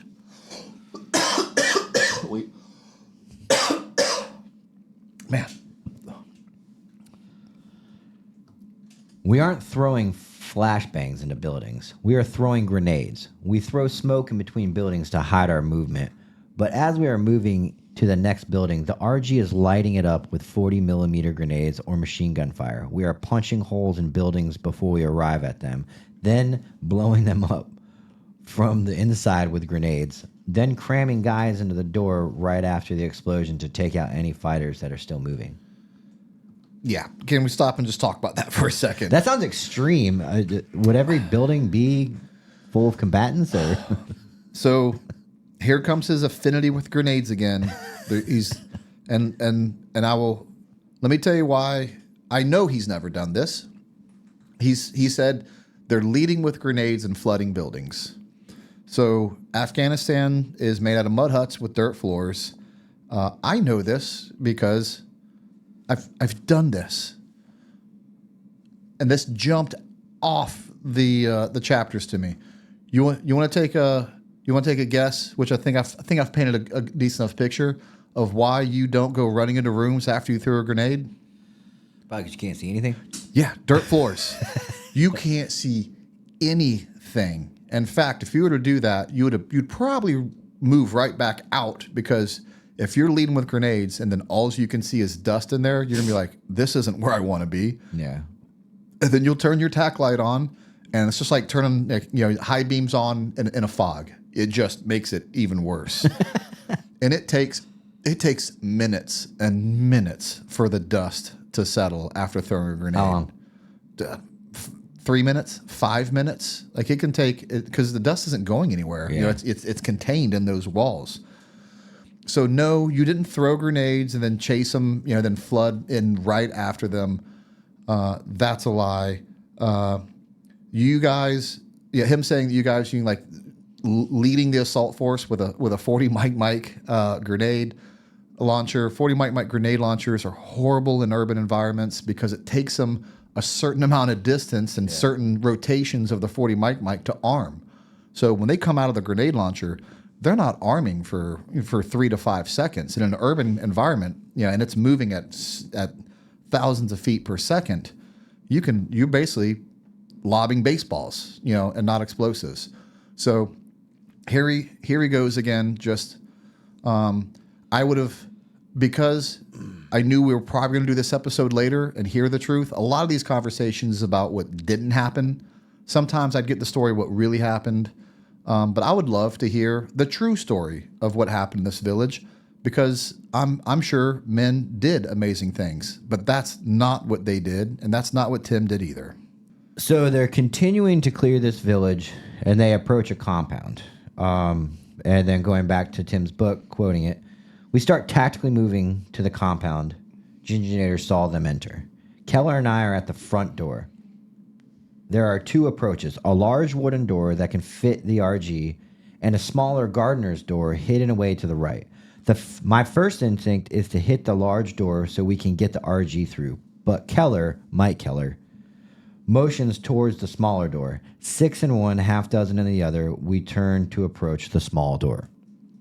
We are 3 paces from the entrance to the large door when we had just turned away from when the door starts splintering from thousands of rounds getting pumped through it from a PK machine gun on the other end.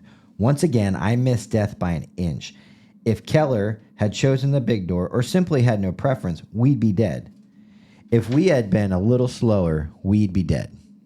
That's interesting, because not only did I read his book, I watched almost every podcast I could for to get as much information as I could from Tim's version of this story. And again, what do we go back to?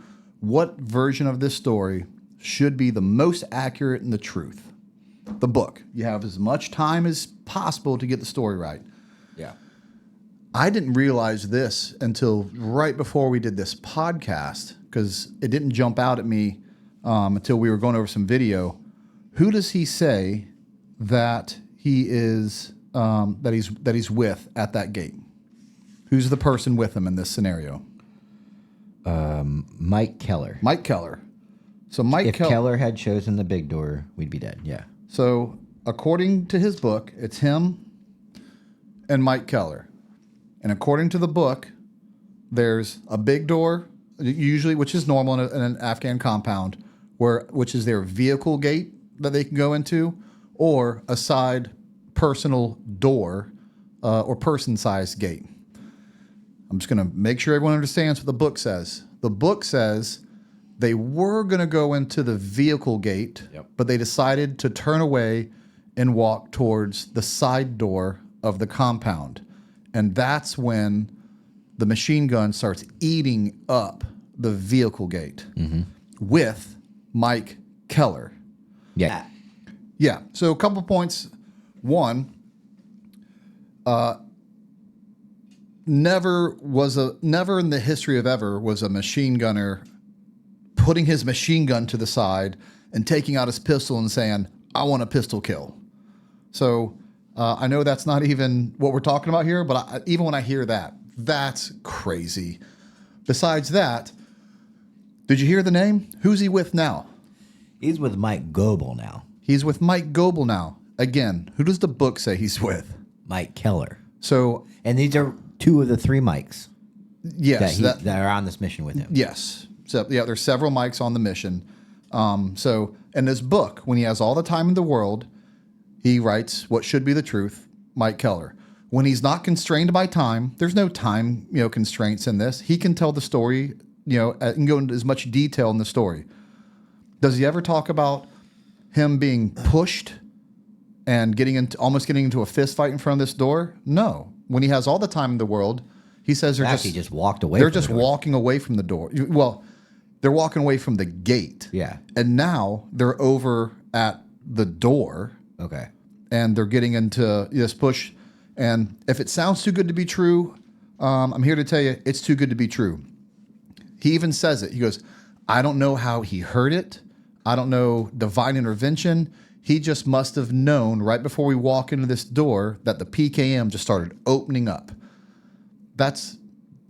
You know why that makes no sense to you, Tim? Because it doesn't make sense to anyone else. Because it didn't happen. It's just not how it happened. And before someone says, oh, well, he just Misspoke. He just misspoke. That's what I was going to say. Yeah, that's right. He just misspoke. He probably meant Mike Keller. Well, I'm glad you asked that. Let's take a look at what he says on his Jack Carr interview.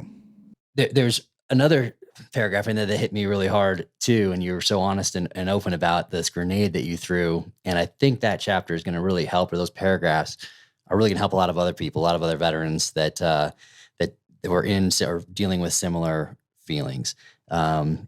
And being open and honest about that. How hard was it to write that? And then what was your intent on writing that? Was it to just help others, or was it cathartic in any way? I mean, it's war. Yeah, it's war.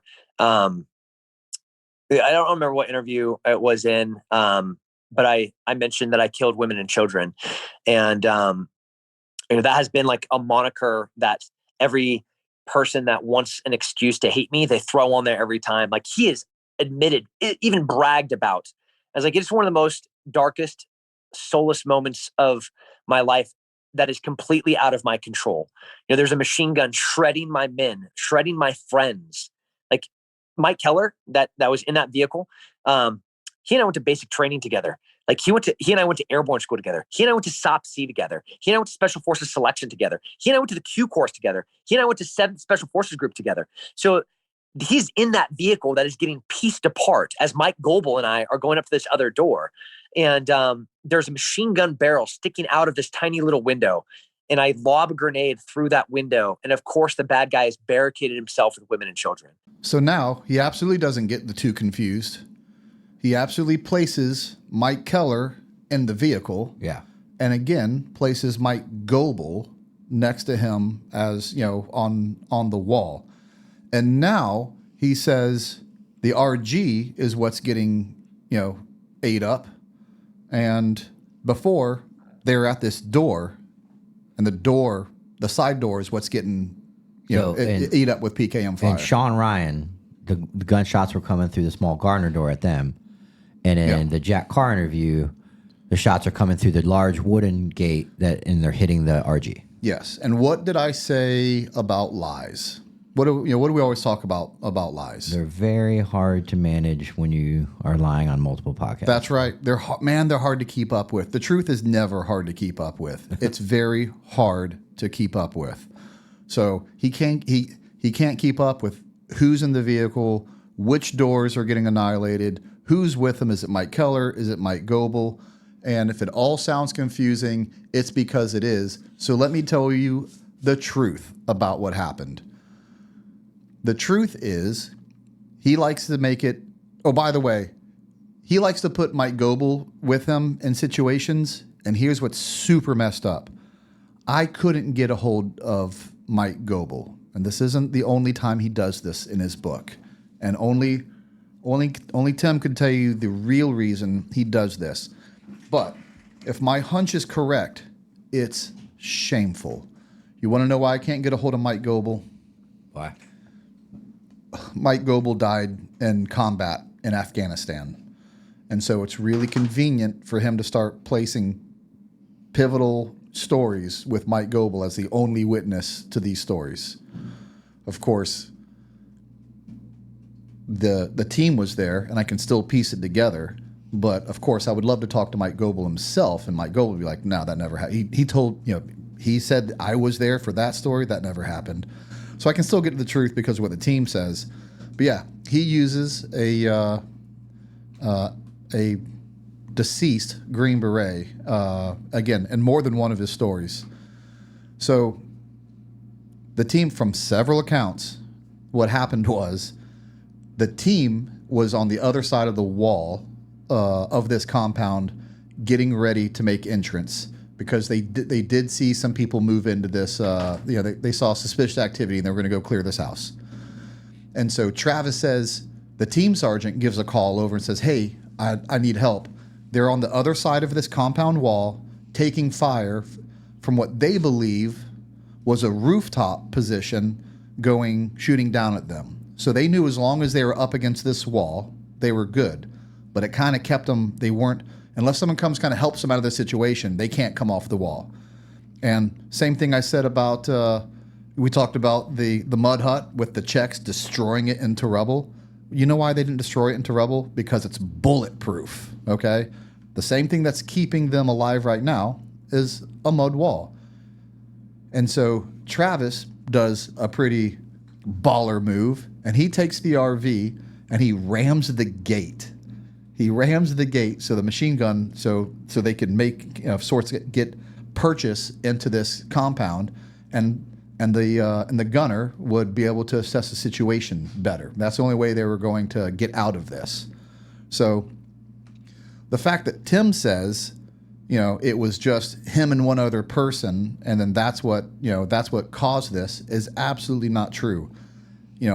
Multiple people, maybe not the whole team, but six, I believe they said 6, 7 people were up against this wall, and they called in and asked for help.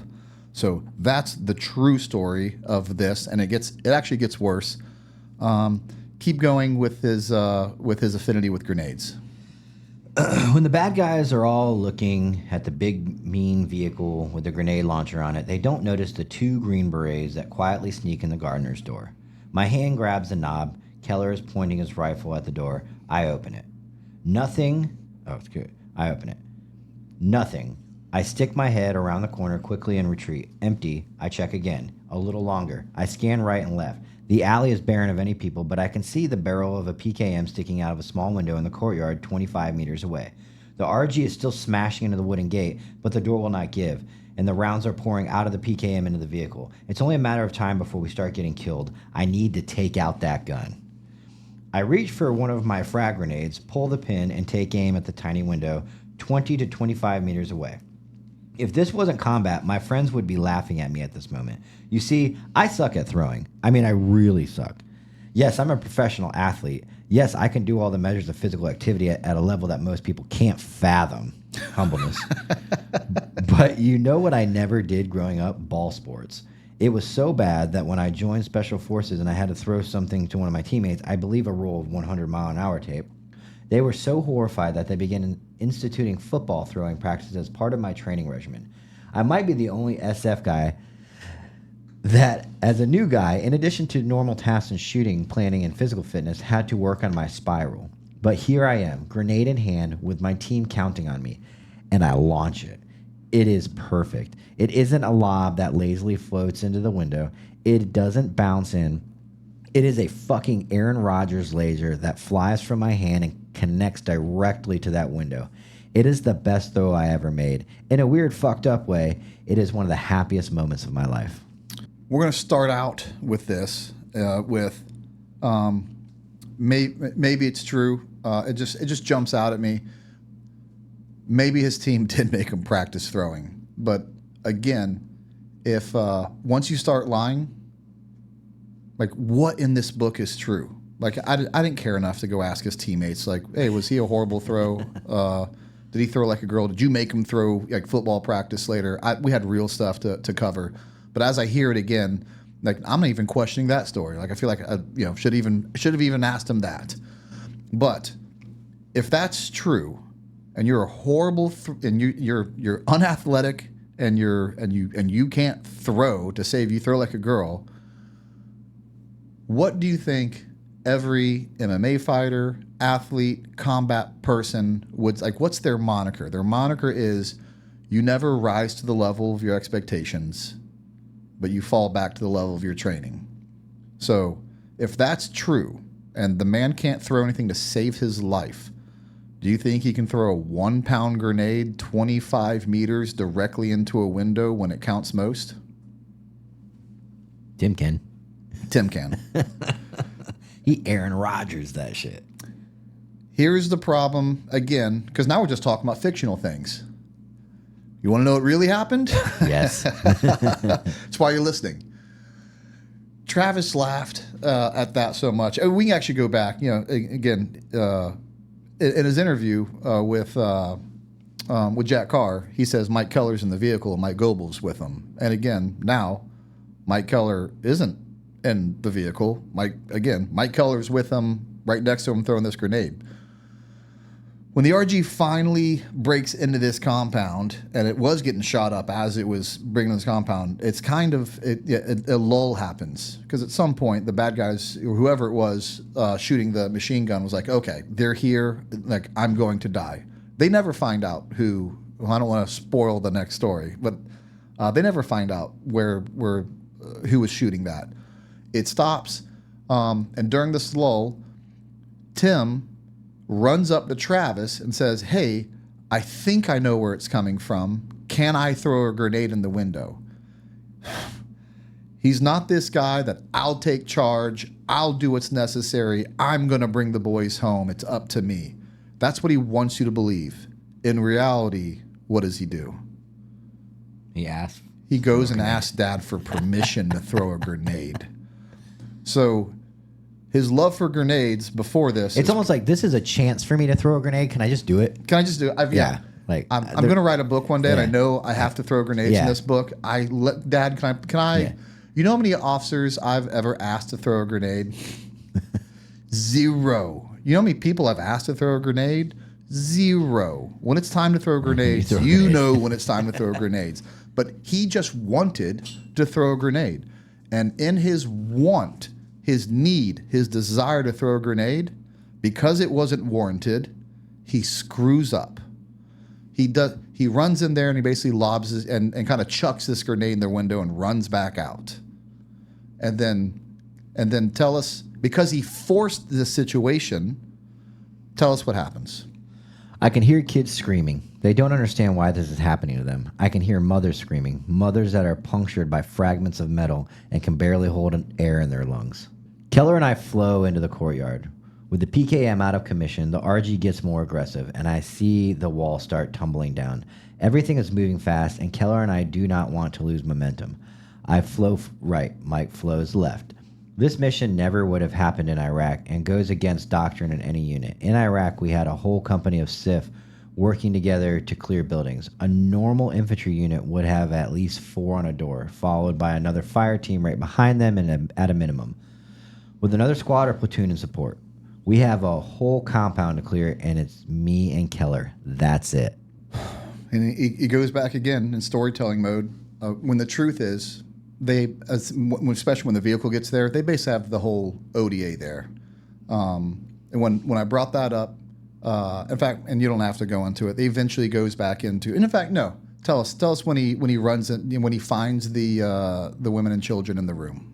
The screams are louder now, and I move toward them. I follow a hallway to a 90-degree turn. As I hit the edge of that corner, I get the first traces of the smoke and dust from the grenade. At this point, I'm in the room somewhere between 30 to 60 seconds from the moment it exploded. And the scene is awful. It is worse than I expected. When you throw a grenade into a building that has walls 2 feet thick, all that overpressure has nowhere to go. This isn't America where the pressure will break the drywall or blow a door off. These bodies took the brunt of it. There are 2 women, 6 kids, and an old man inside. I am once again that kid standing on the street looking at a crashed church van. I desperately wanted to help, but not knowing where to start. Except this time, in addition to being the guy who so desperately wants to fix it all, I am also the guy who crashed the van.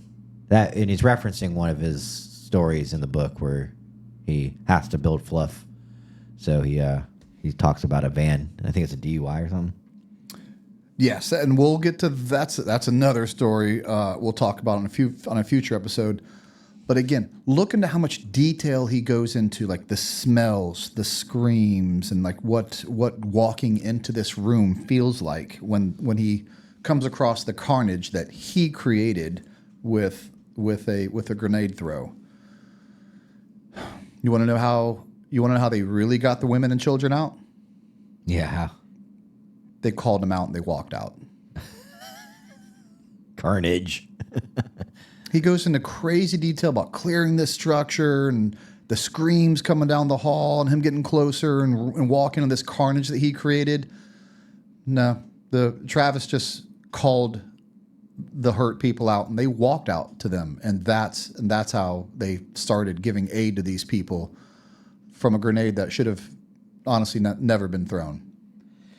I screamed for Ginginator to come in and help. Why the fuck isn't he here? Because there is no reason for him to be here. But I need this fixed. I cannot have this on my ledger. They have to be okay. So all that never happened. Well, he probably does desperately need them to be okay, because that part did happen. You did throw a grenade into a room full of innocent people because of your haste and desire and need to throw a grenade. There was no need for him to call the Ginginator into the room because the hurt people were outside. They called them out. Like, so that's a lie, because it didn't happen like that. But that's an anticlimactic story. It doesn't do well in a book, and it doesn't do well in the movies. Not going to make the movie script. Yeah. So much for the Book of Truth. In a daze, I get to the vehicle. Ginginator hurtles out of it at full speed, med bag in tow. I drop into the gunner's seat. As I do, I see the dudes that were just in the building squirting out the back of it and running to the next one. I do not pause, not for 1 second. I lays the running dickheads, and my grenade launcher automatically makes the angle adjustments. I make sure to aim where they will be in 4 seconds based on their running trajectory, just like I had learned in class, and let loose with the Mark 19 grenade launcher.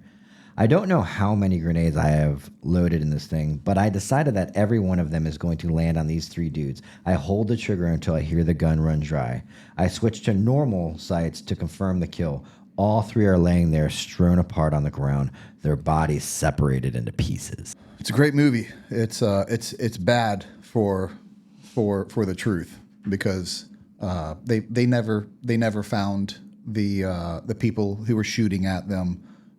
They never found, they disappeared when essentially after the RG really got purchased into that compound.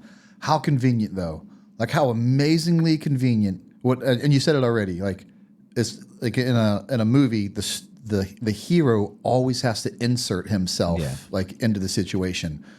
How convenient is it that the person on the gun was the medic?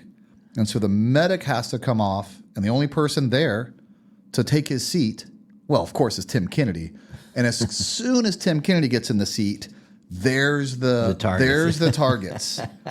And now he's doing math in his head, judging off distance, and like he just lays down this righteous anger to get his vengeance for them forcing his hand to hurt civilians. When just none of that is true. It never happened? Just never happened. Verified, by the way. Keep reminding you guys, this is verified by Boots on Ground.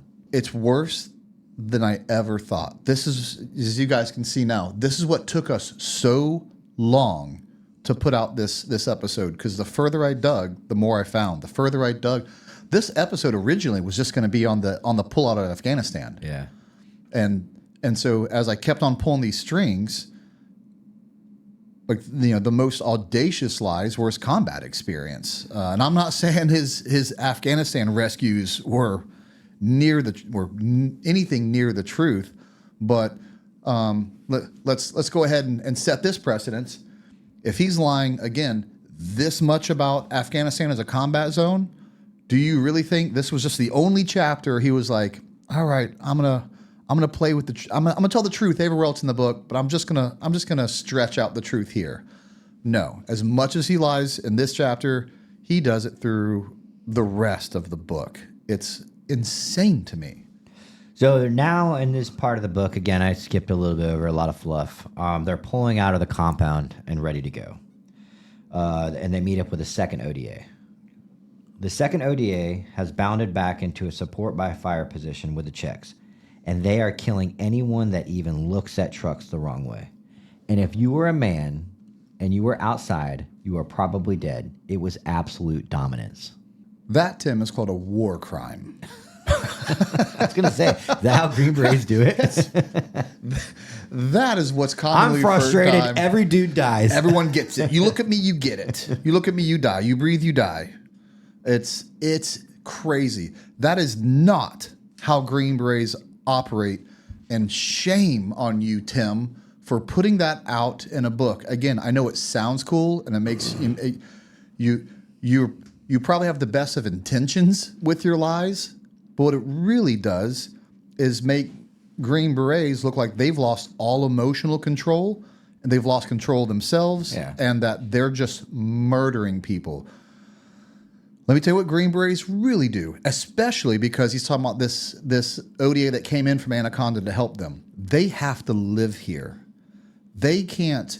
You start murdering innocent people, you will completely lose control of the people that you came to help. That is against everything Green Berets believe in and do.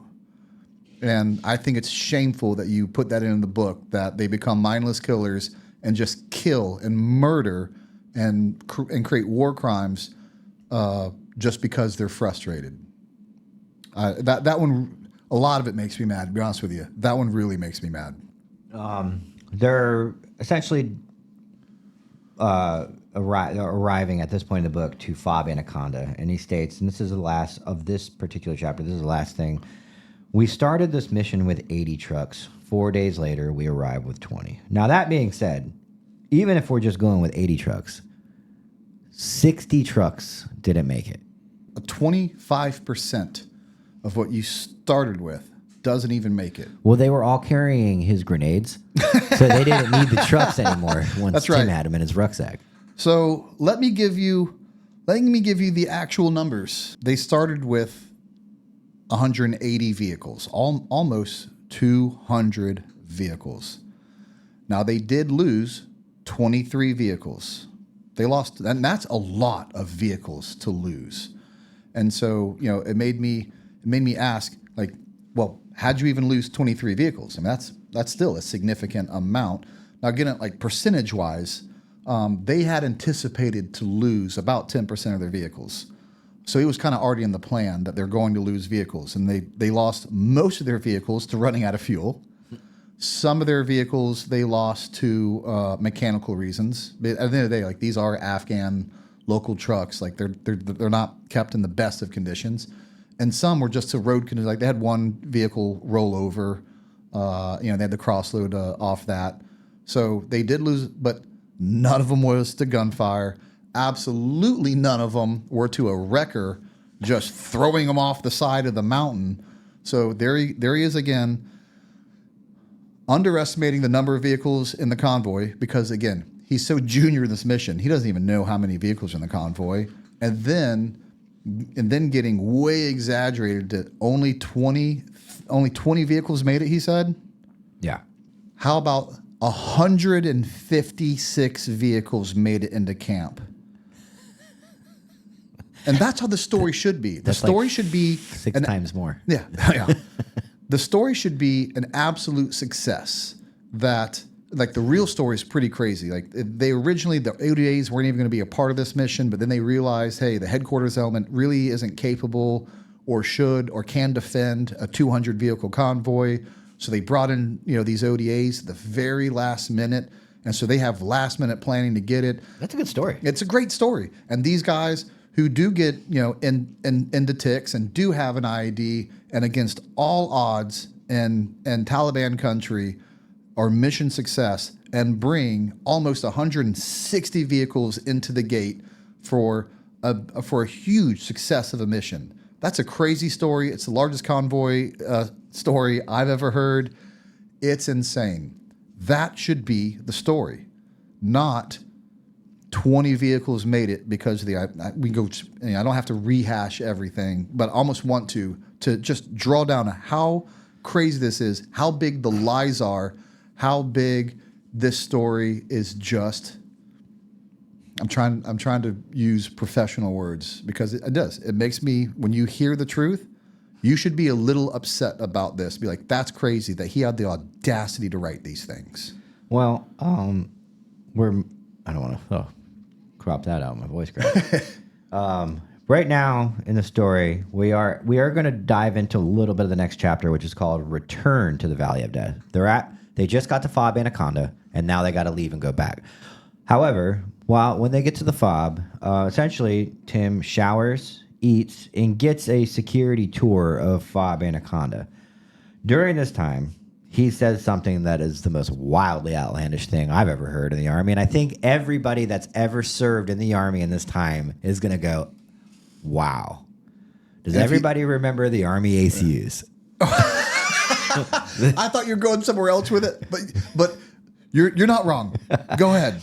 I dig into my rucksack and pull out my ACUs, which is the worst uniform the Army ever created. It is only effective in 2 places: hiding out in your grandma's 70s fabric couch undetected, or Afghanistan. Here it makes you nearly invisible because it looks like someone took regular clothes, threw up on them, wiped it off, and then covered them in dust, which is a good approximation of the Afghan terrain. Tim Kennedy just said the ACUs were an amazing uniform for Afghanistan. Is that what he just said? I've never heard anybody say that. Never heard anyone say that. If you want... Universally hated. Universally hated. Everybody hated them. Like, it was, I remember getting issued the first set of ACUs to go to Afghanistan in I think 05. We hated them then. Like, if that statement alone, like, you could just make that statement and say, like, Tim Kennedy said this, like, and you can pretty much gather your opinion on Tim from that statement alone, and you'd be correct. So at this point in the book, Tim's on FOB Anaconda, and he decides to take position in the sniper tower, correct? Correct. Okay. Quoting Tim, I desperately want to change mindsets, and my eyes fixate on the Eye of Sauron at the top of the tower in the center of the camp. It is an amazing orb that can accurately magnify and lays distance and direction on anything within 2 miles of the base in any directions. It's essentially a sniper's dream come true, and I want to use it. Mike G and I grab a 308 and a 408 Cheyenne Tactical, or a ShayTac, and climb up into the tower. Mike is going to be my spotter, and I'm behind the gun. All right, let's hop into this one. This is one of my favorite parts to dissect. So, again, the only person up with them in this tower is Mike Goebel, who is, here it is again, like a very pivotal part of this story, and the only person to him that can verify it is a Green Beret who's unfortunately, fortunately is a hero, and unfortunately died in combat. And again, if you intentionally did this, shame on you. But he's talking about a ShayTac 408. Now, a ShayTac 408 is a well-known gun, like and it's a niche gun. I would say niche, like it's not super well-known, but to a sniper, most snipers or professional like precision rifle shooters know what it is.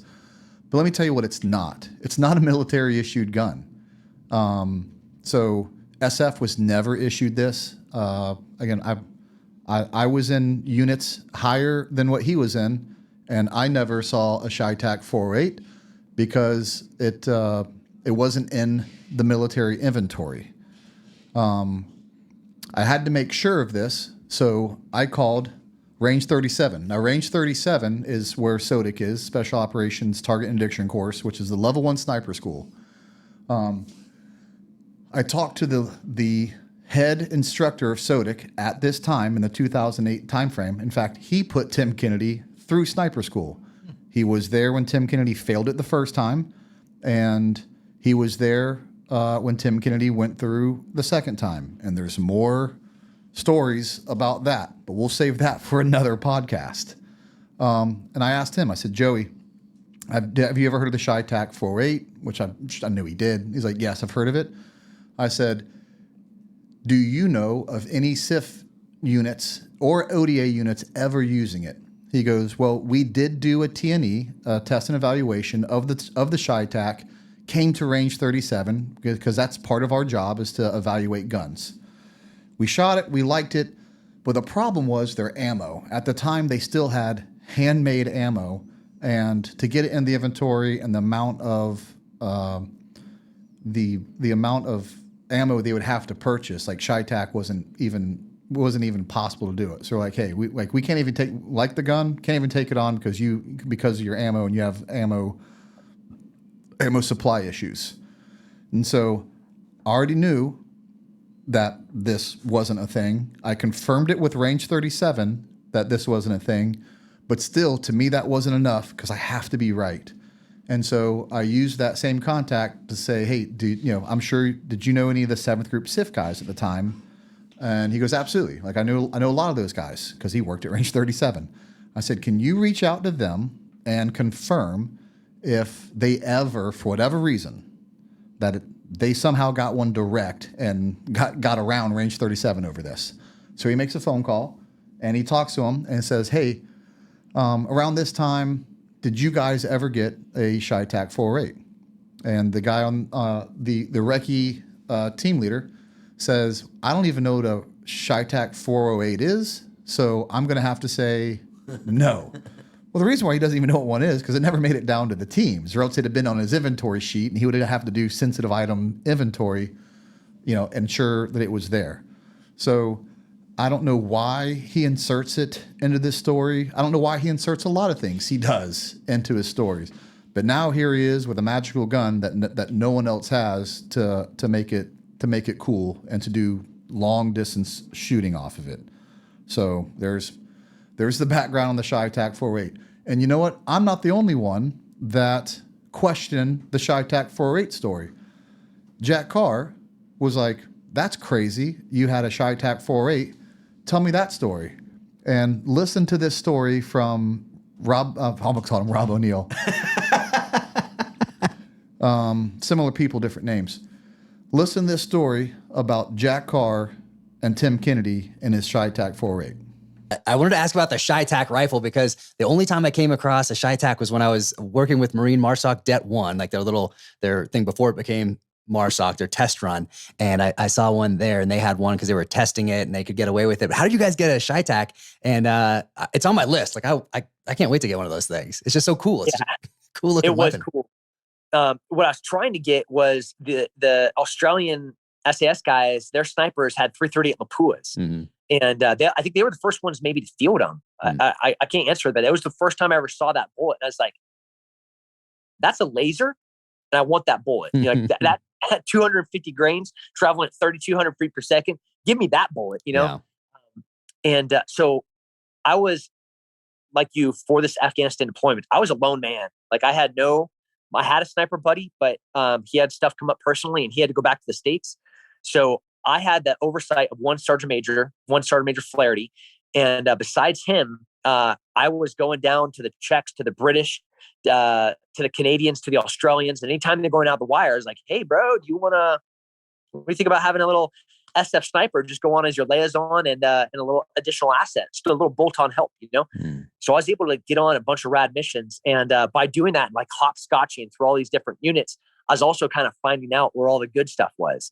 So when I knew I was going to be going on this specific mission to fire base Anaconda, like if that base I think it had been overrun once or twice already, but in the time that we had that forward operating base, the Taliban physically tried to overrun it. Like Charlie has breached the wire. They're doing hand-to-hand fighting, like Green Berets on Taliban inside the base on 2 different occasions. That's fire base Anaconda. So when I knew I was going in there, man, I was hedging my bets. I was trying to put every piece of equipment I could get my greedy little fat fingers on so I could rain down steel death. Oh man. Yeah. ShyTac, that's on my list. So Tim, you know that he talked about question. Jack wanted to know how you got one.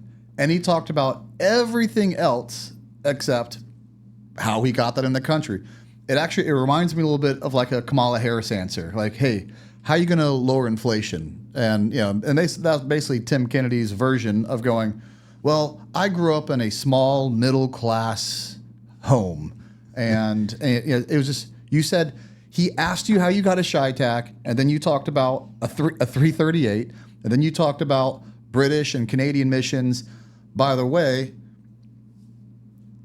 we've already established Tim's, and everyone does know this about Tim. This won't be a surprise to anyone, that Tim's one of the biggest look-at-me guys you've probably ever run across, right? Mm-hmm. He talks about going out with the Brits and Canadians and all these other guys all the time. Never mentions it once in the book. Never mentions any mission that he went on with anyone else. He only references this. I'm suspect that he went out with anyone else, or else he'd have tons of pictures about it. He'd tell stories. Of course, they'd be wild stories that weren't close to the truth, but he would have included that. Never even mentions it. And then when he gets to the actual, shy, he never gets to the shy tack. And so we've already established that he didn't get it from the U.S. So the only other answer he could try to weasel his way out of would be like, oh, well, I got it from those guys. But that's not an answer, because I can assure you, that's a sensitive item. No one's coming to me and asking me for a gun and be like, oh, you want to use my gun for a mission? Here you go. Yeah. Here's my sniper weapon that I'm signed for, and I'm going to give it to a foreign element for you to use. And oh, by the way, again, we're in pretendo world here for a second. You're not just going to take that random gun from someone and go use it in real world ops, because you got to get dope on it. You got to shoot it. You got to shoot it a lot. You got to shoot it at every distance. You have to figure that out. So you didn't get it from America. You didn't get it from anyone else. Let me tell you where you got it from. Your imagination. Your imagination. The eye of the Saran is controlled from the TOC, which is about 40 feet below us. Mike is on the radio so we can talk to them. The plan is that they will identify potential targets. Then I will get in position for it while Mike calls out adjustments. Mike won't be able to be behind the glass much, though, because he is more effective as a relay with the eye that is acting as a spotter instead of spotting himself. Let's go to that real quick. Come on, Tim. You think people don't know this? So to have this eye in the sky, we called it a J lens. I'm sure it was called something else back then. It will give you distance and direction, but what's more important than that's great to spot where things are, but your spotter also helps you out with your misses. Okay. And the only way you can adjust off of a miss correctly and make sure that second shot is on there is because that spotting scope has a mill reticle inside it that you can measure the distance of your miss and where you're intending to hit. So without that spotter reticle, which is the same reticle that's in your sniper gun, it's really hard to call adjustments. So there is no way me as a spotter would go down and be like, no. I'll just go down here and call your misses, give you targets and call your misses from the TOC on this lens that has no way for me to measure misses. I know that might go over a lot of people's heads if you're not a sniper or you're not an avid hunter, and understand that. But again, it just goes back to one of those things. When veterans and Green Berets hear these stories, they're like, that didn't happen. We are up there for about 30 minutes scanning the perimeter when I spot a guy with a radio and binos looking at us. He has an AK leaning up against the wall. Mike calls in over the radio and lets them know that what we are seeing. I want them to know if we have any friendlies in the village. The TOC comes back that they are definitely not friendly, that they have eyes on the target, and that we are absolutely clear to fire. The TOC lasers the target, and it comes back to 1,460 meters. I dial it in on my rifle, get a perfect sight picture, and gently squeeze off a round. This is the longest shot I've ever had to take, and I miss. The round splashes about 1.5 feet away from his head and hits the wall right above where the AK is leaning. We're far enough away that he hasn't heard the shot yet, only the splash. I chamber another round, about to make adjustments to take another shot, when the dude leans in to see what just happened to the wall and places his head exactly in front of where the last shot just landed. So I just hold position and squeeze off the second round. Pink missed, a perfect headshot. Whoever is downstairs on the mic keys it and starts laughing his balls off, says, "That worked out." Mike asks, "What happened?" I hit him in the first round, I lie. He pauses for a second and asks, "Why'd you shoot twice then?" "To be sure," I respond. He seems satisfied with the answer, and we look for the next target. So we get in front of this one and just say, I'll hit it back. I'll hit it now, hit it later as well. I asked him, hey, yeah, I've been to Anaconda. I know what tower he's talking about. There is a tower there. And I said, hey, did anyone go up in the tower and snipe people and start shooting people? And they're like, yeah, some guys just, went up there. Because when you get bored, that's what the guys are going to do. I said, has anyone heard that anyone killed anyone or made shots up there. I'm like, no one, not that I know of. Every single person I talked to said, not that I know of. Now, we're just talking about one kill right now, so that may not sound real important. We're going to come back to this. This shot, how far is this shot? 1,400 and some change. It's the longest shot he said he's ever taken, and now he's going to make it in combat, 1,400 meter shot. How do you even know where to hold?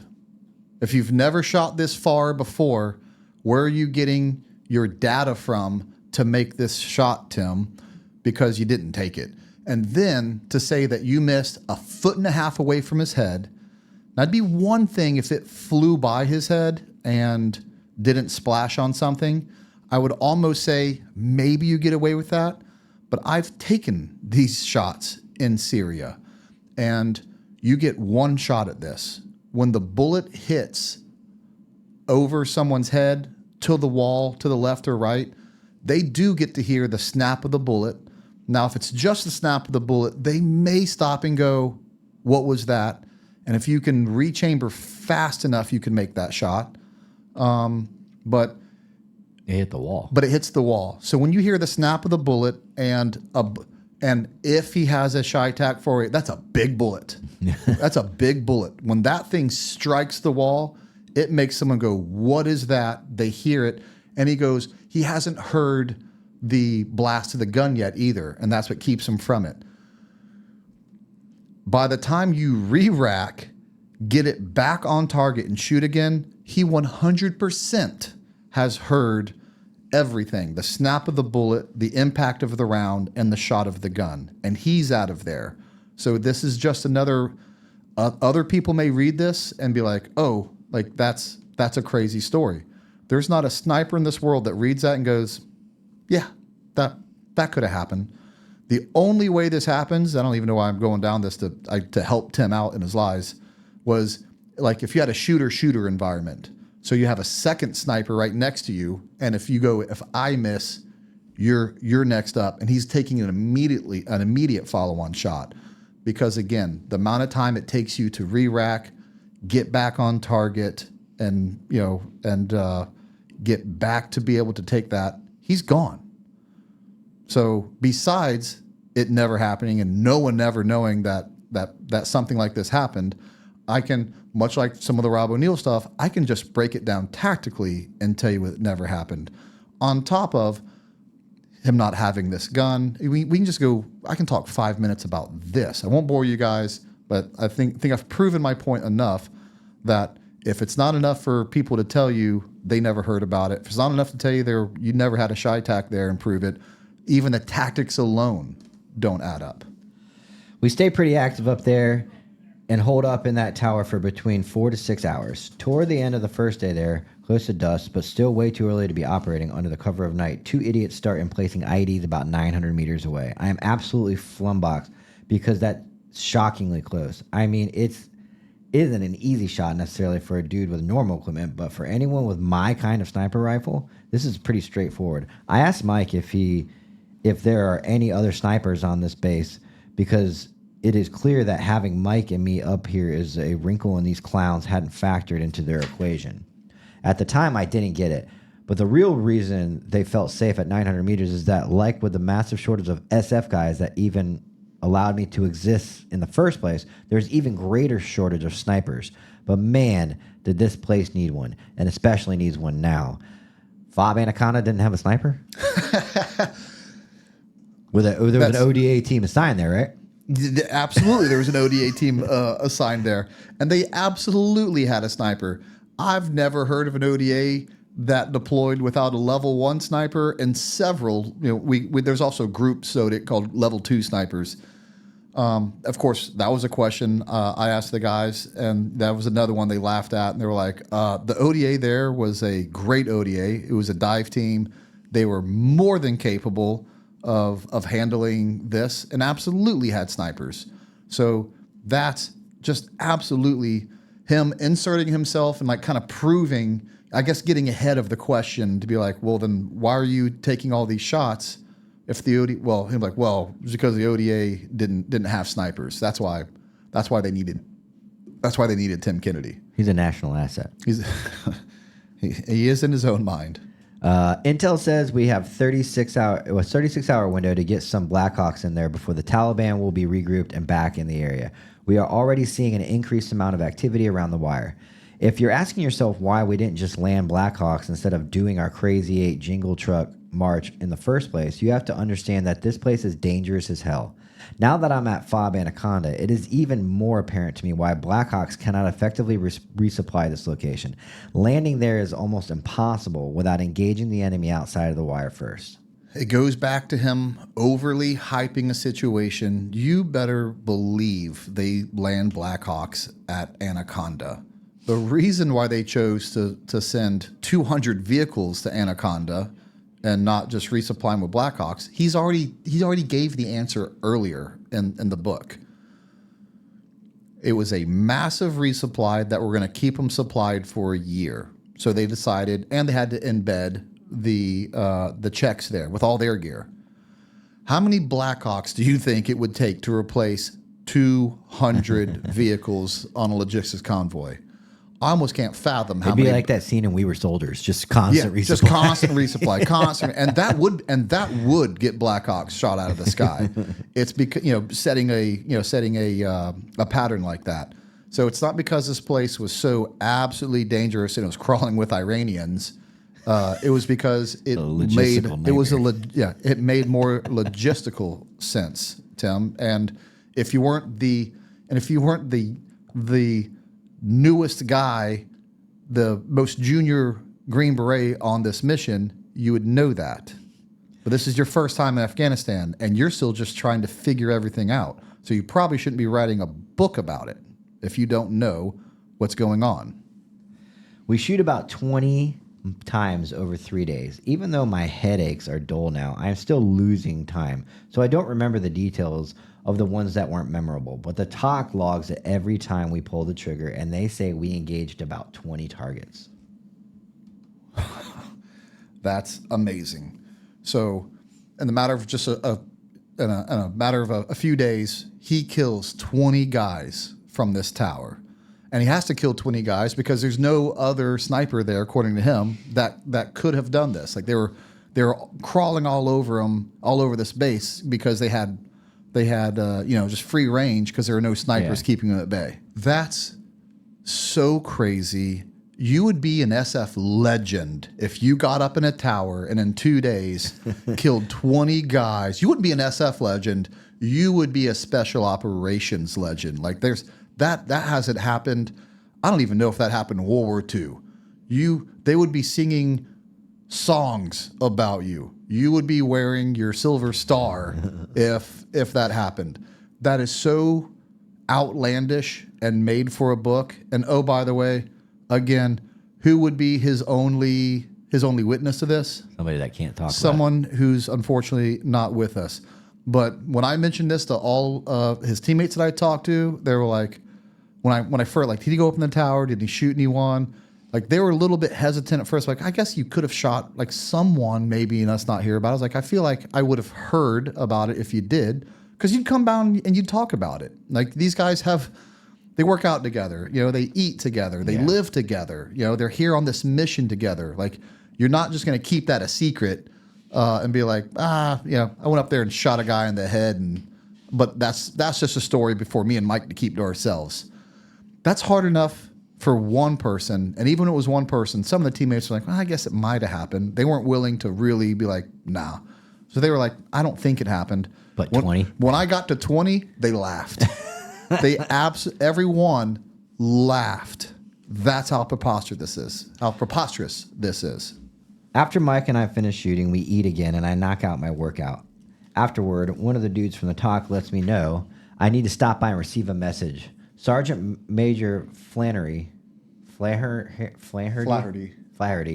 called in on red side comms, 2 secret systems communicating directly via encrypted connections, and let me know that I am Mike Charlie or mission complete.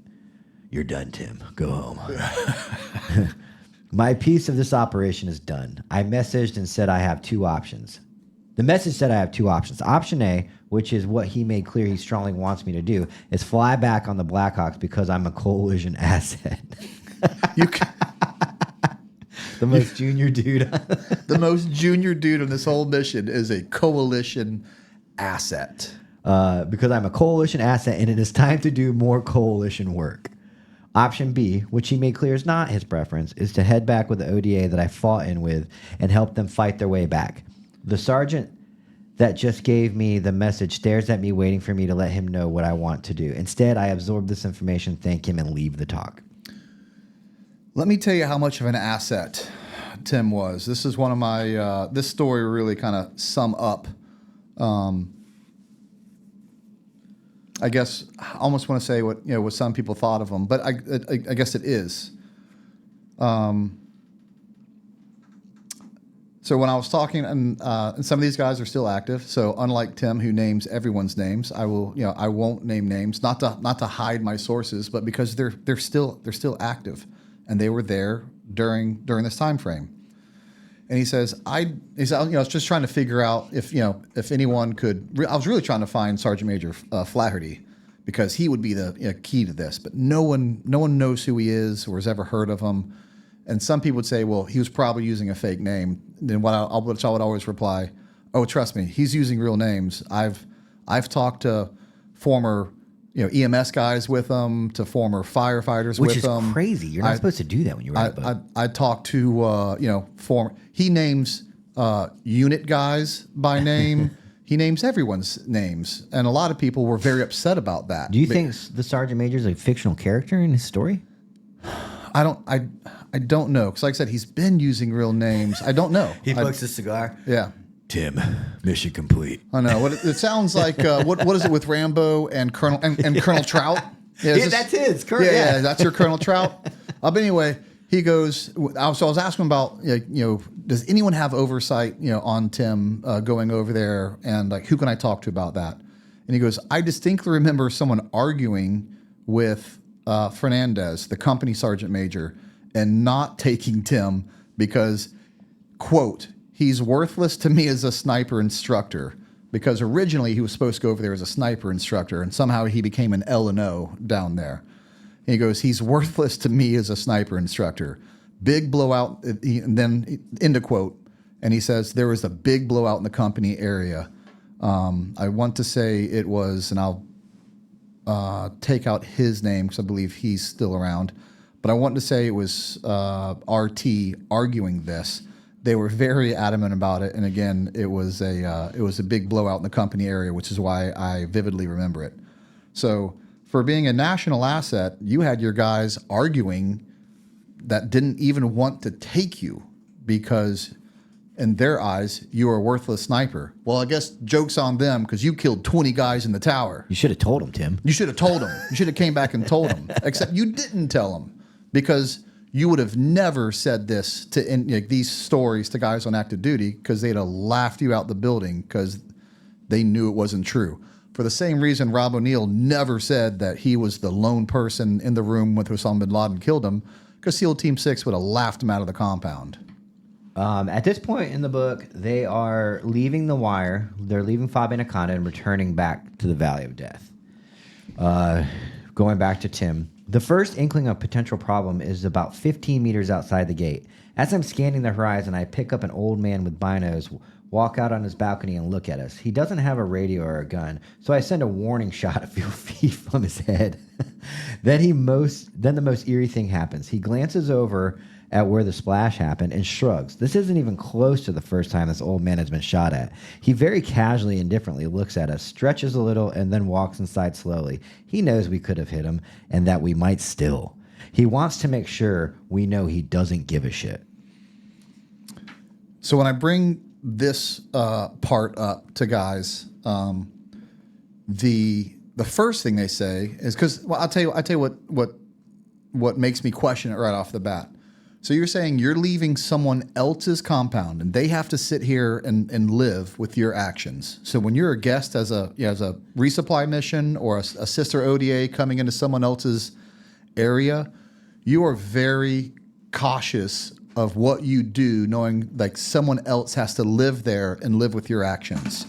So if you think right outside the wire, an unarmed person that's just looking at you wrong, you're just going to start sending rounds at innocent people or that you just don't like the way they looked at you for those guys in Anaconda to deal with, seems like a questionable move. And when I talked about this, they said, one of the first things is that no way. Tim, he was like, that actually happened. And I was like, oh, I mean, fine. It's been a while since I've even heard anything true. He goes, that kind of happened, but it was Mike Goebel who came over the radio and said, hey, we got this guy. He looks suspicious. He's looking at us. I'm going to send a warning shot to him. Whether he did or not, I don't know. But the fact that Tim just took Mike Goebel's story and inserted himself. That is wild, Brent. That is fucking wild. That's because he knows Goebel can't come out and rebut it. That's shameful. We'll just keep using the word shameful. Not fun. I shouldn't be. It's not because he's deceased. It's just I'm blown away at somebody's audacity. If you didn't laugh about it, you'd get visibly upset about it. You got to do one or the other because it's crazy. Just keep going. Fighting an insurgency is brutal. The grenade I threw on the way to Anaconda that killed and injured women and children is the best case scenario for them. That's months of propaganda to be used against our country and our mission. At no point will they state that I threw the grenade because an Iranian fighter was shooting at us while using women and children as shields. The Iranians, they're back. Insert Iranians. In SF, you have to take the nuanced look at always weigh the effect of not only collateral damage, but the appearance of collateral damage for its long-standing effects, as your goal is to free the oppressed, to turn the tide, and have the people rise up and fight for themselves. It isn't just to kill the bad guys. That's the easy part. I'm convinced if a regular infantry unit drove through this town and had it been hit by an ambush, they would have killed everyone and anything that moved. That sounds a little... Tim, you can't have it both ways. You just talked about earlier in the book that anyone that looked at you guys wrong got it. Any man outside we're done playing games. We're done playing games, and it's funny because we talked about that. We're like, this isn't what SF does, and he's right in that aspect. Otherwise, and just send an infantry unit to come take care of business. Like your job's to make better decisions. But you've already said earlier in this book that you guys will just kill anyone that you want to. And then you just left the wire and slung around at this random guy's head. And now you're talking in the book about how judicious Green Berets have to be and how they have to win hearts and minds and how they, have to live with the people. And you can't give them these easy PR wins. Be consistent, Tim. Make up your mind. Which one are you? Because apparently you're both people in this book, but you can't be both. All hell is broken loose around me. A dozen RPGs kick off in our direction in less than 10 seconds. Another 5 or 6 grenades rain down from the rooftops. Machine guns start to unload on us from fortified nests. Rifles start poking out of every window. We're now in a point-blank gunfight. I can literally reach up and grab some of these rifle barrels. Did that really happen?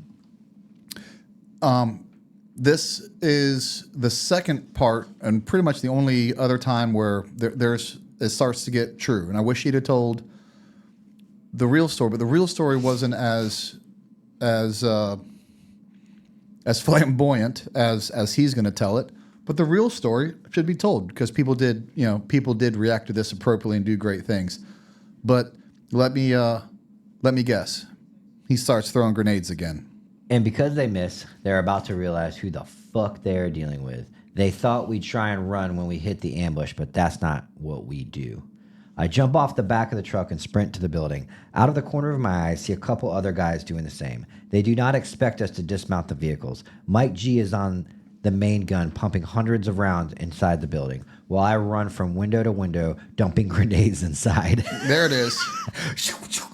There it is. I knew you would.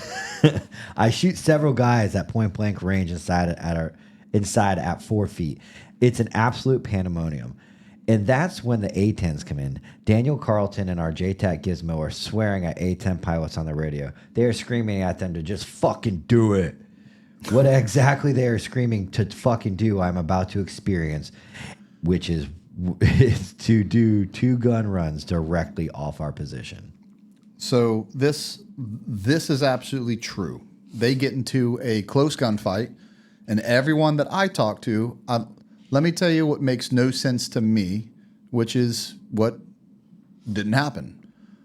If you're in a close gun, like that close to gunfight, which they were, it was like a near ambush, and you're in armored vehicles, what are you going to do? Stay in the armored vehicles. Stay in the armored vehicles. Let the guys up there with guns like go to town and do work. Like that's what you're going to do. Like, and again, this is the problem. Now he's telling people, future hopeful Green Berets, hey, when you get into a near ambush and hell is raining down on you, grab your grenades and get out of this armored vehicle. That's insanity. It's absolute insanity. When I talked to him about that, they said, yes, like a near ambush absolutely opened up on us.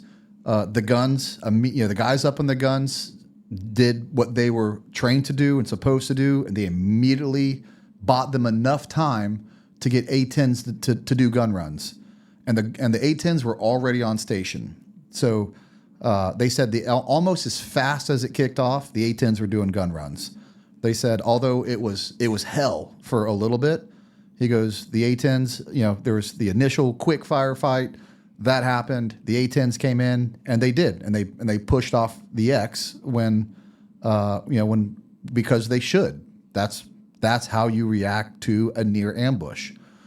Not jump out of your vehicles and start throwing grenades. So again, I wish he'd have told the story the way it should have been told for learning reasons. And I wish he'd have given credit to to all the gunners and how quick a good plan is what got them out of this. Not Tim Kennedy throwing grenades. A good plan of having A-10s on station, ready to go and cleared hot, got them out of this. The JTAC deserves all the credit in the world. The Ground Force Commander Travis deserves all the credit in the world. All the guys on the guns deserve all the credit in the world. That's what that should have been about. But it was about Tim throwing grenades and getting out of a vehicle when he shouldn't have and didn't, and killing people at point blank range. Daniel Carlson apparently receives the first of his 3 Purple Hearts during this battle when he is hit in the hand and arm with shrapnel from an RPG or an enemy grenade, severing an artery in his hand. Natural badass that he is, he chooses to ignore this and keep going. That's like the one thing in the book that you could give some detail to about a guy getting injured. He got hurt. Let's get on to me. It reminds me a little bit. There's so many correlations because I believe they're the same type of narcissist. It reminds me. Remember what Rob O'Neill did to Red when he lies and said he went to the room by himself, and then he heaps credit onto Red, who actually killed Osama bin Laden. And it was like, that guy deserves the Medal of Honor because like he is so amazing. And in your story, Tim, he didn't kill UBL, which he did in real life. And the only thing he did in your story was tackle a couple of unarmed girls. But then you're going to randomly like throw a bunch of heaping praises on him. Yeah. So I feel like it's almost like the same, like these type of people do the same thing. So yeah, they realize that the reader or the watcher is going to start going, you're making this all about yourself. So right before that happens, sprinkle it this way. Go, this is the real hero. Sprinkle it that way. Yeah. The first of 3 Purple Hearts. When I talked to the guys about that, the only American injury they had during this time opposed to Tim's version was that one shrapnel that happened in the hand. And more than likely what happened was he was up in the gun during those gun runs, and during some explosion he took a pretty good cut to the hand. So again, that did happen, and more focus should have been on him, who's injured in his hand and still fighting. Like right. As a gunner, you're going to want those hands. Right. He got 4 lines. Okay. He got 4 whole lines. Back to Tim. After our battle assessment, we identified 3 casualties. We lost an Afghan fighter. I didn't know the guy too well, but he was a favorite of the ODA that had been training him, and they mourned him heavily. Daniel is the second. He now has a tourniquet on his hand. He wants to stay, but the Ginginator vetoes it. He's getting a medevac out. I am the third. Apparently, at some point that I didn't notice, I took a bunch of shrapnel in my neck, shoulder, trap, and arm. The biggest piece of shrapnel bounced off my 5.11 ballistic calculator watch, destroying it, but probably saved my hand from a fate like Daniel's.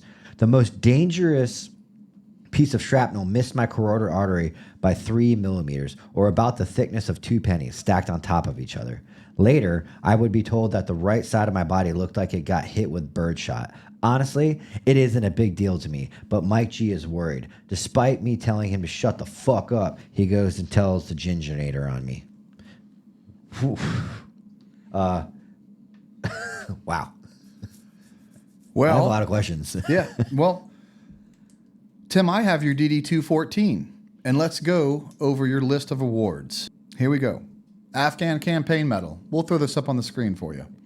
Afghan Campaign Medal with Campaign Star, Bronze Star Medal, Army Commendation Medal, Army Achievement Medal, Army Good Conduct Medal. Those are all medals that you get by about 3 years in service. They're all service medals. They're all given to you as long as you don't get in trouble. National Defense Service, Global War and Terrorism Service, Iraq Campaign Medal. So far, I have, I think, all of these medals.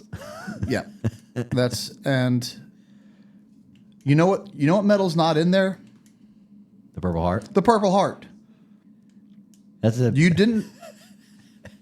Does your DD-214 have a Purple Heart on it? You're damn right. My DD-214 has a Purple Heart on it. Everyone that got injured in combat, especially when now the medic knows about it, has a Purple Heart. And here's the thing too, we're going to show you a picture on the last story we tell, and it's going to show Tim Kennedy at the very end of this trek that he's on right now. He doesn't appear that he just took birdshot or shrapnel to his neck, trap, and arm. But again, this guy is the biggest look at me guy. He takes pictures of himself everywhere he goes. In fact, he went on a JSET to Africa, and I was talking to one of the guys, and they were like, the team sergeant wanted him out of there because every time the convoy stopped, he would like stop and pose with his sniper weapon. The guy's got so many pictures of himself, it's not even funny. And you think that this guy who makes everything about himself, he made the hurricane, in North Carolina about himself. He makes the Afghan pullout about himself. He's done everything he's done, including this book, is about himself. And that's the type of guy who's going to hide a Purple Heart. yeah, right? And doesn't have tons of pictures of himself hurt. Doesn't he? If this really happened, he would have pictures of his watch. He would save his watch. No, don't go crushing a watch now and taking pictures of it and pretending like that was your watch. Your time to prove the story was for you to get your Purple Heart, and you don't even have a Purple Heart. Yet you're hurt. You have shrapnel. You have shrapnel in your neck, shoulder, arms, bird. Basically, BBs all over your, your ribs, the side of you. No. The ginginator, true to his calling, walks up to me in his usual calm demeanor. Hey man, Mike said you have some holes in you and you're bleeding. I'd like you to go back on a medevac. I say no, and I get away with it for the same reason I get away with lots of things. I'm alone out here. I have no team sergeant. I have no supervisor. My official boss is in Bagram, and probably still thinks I'm flying back to him on a Black Hawk. If my team sergeant had been here, I would have been sent back with no say in it, but he isn't. No, you absolutely have a boss. You're attached to an ODA right now, and you're the most junior guy on this mission. They're all your bosses. They're all your bosses. Carlton doesn't want to leave me either, but we all tell him he is going to lose his hand if he doesn't. Grudgingly, I don't know how to say that word, but whatever. With his team sergeant's foot in his ass, he gets on the medevac with a few of our Afghan friends and some guys that were bagged. They ask me again if I want to go, and I get pissed off. I'm actually insulted. They are not going to cut me from this team. All of you are working together cannot pull me out of here, and you know it. So you might as well start moving. I snap. I'm not joking at all. The medevac takes off, and suddenly it is quiet again. Even the distant sound of gunfire from the Czechs has subsided. We are alone. Then someone yells, "Mount up!" We all jump on our vehicles, and once again, we are on our way. So he's getting really mouthy right now, and no one can force him on that helicopter. When's the last time he got mouthy in the book? Right, when he dressed down Travis. Yeah, dressed down Travis, When he dressed down the ground force commander. And He's going to have to make a public apology about that because it didn't happen.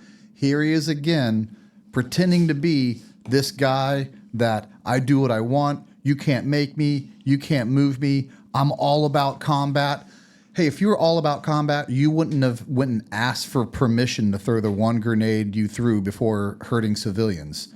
You're not the person you keep on talking about. And from here, it's pretty much easy sailing.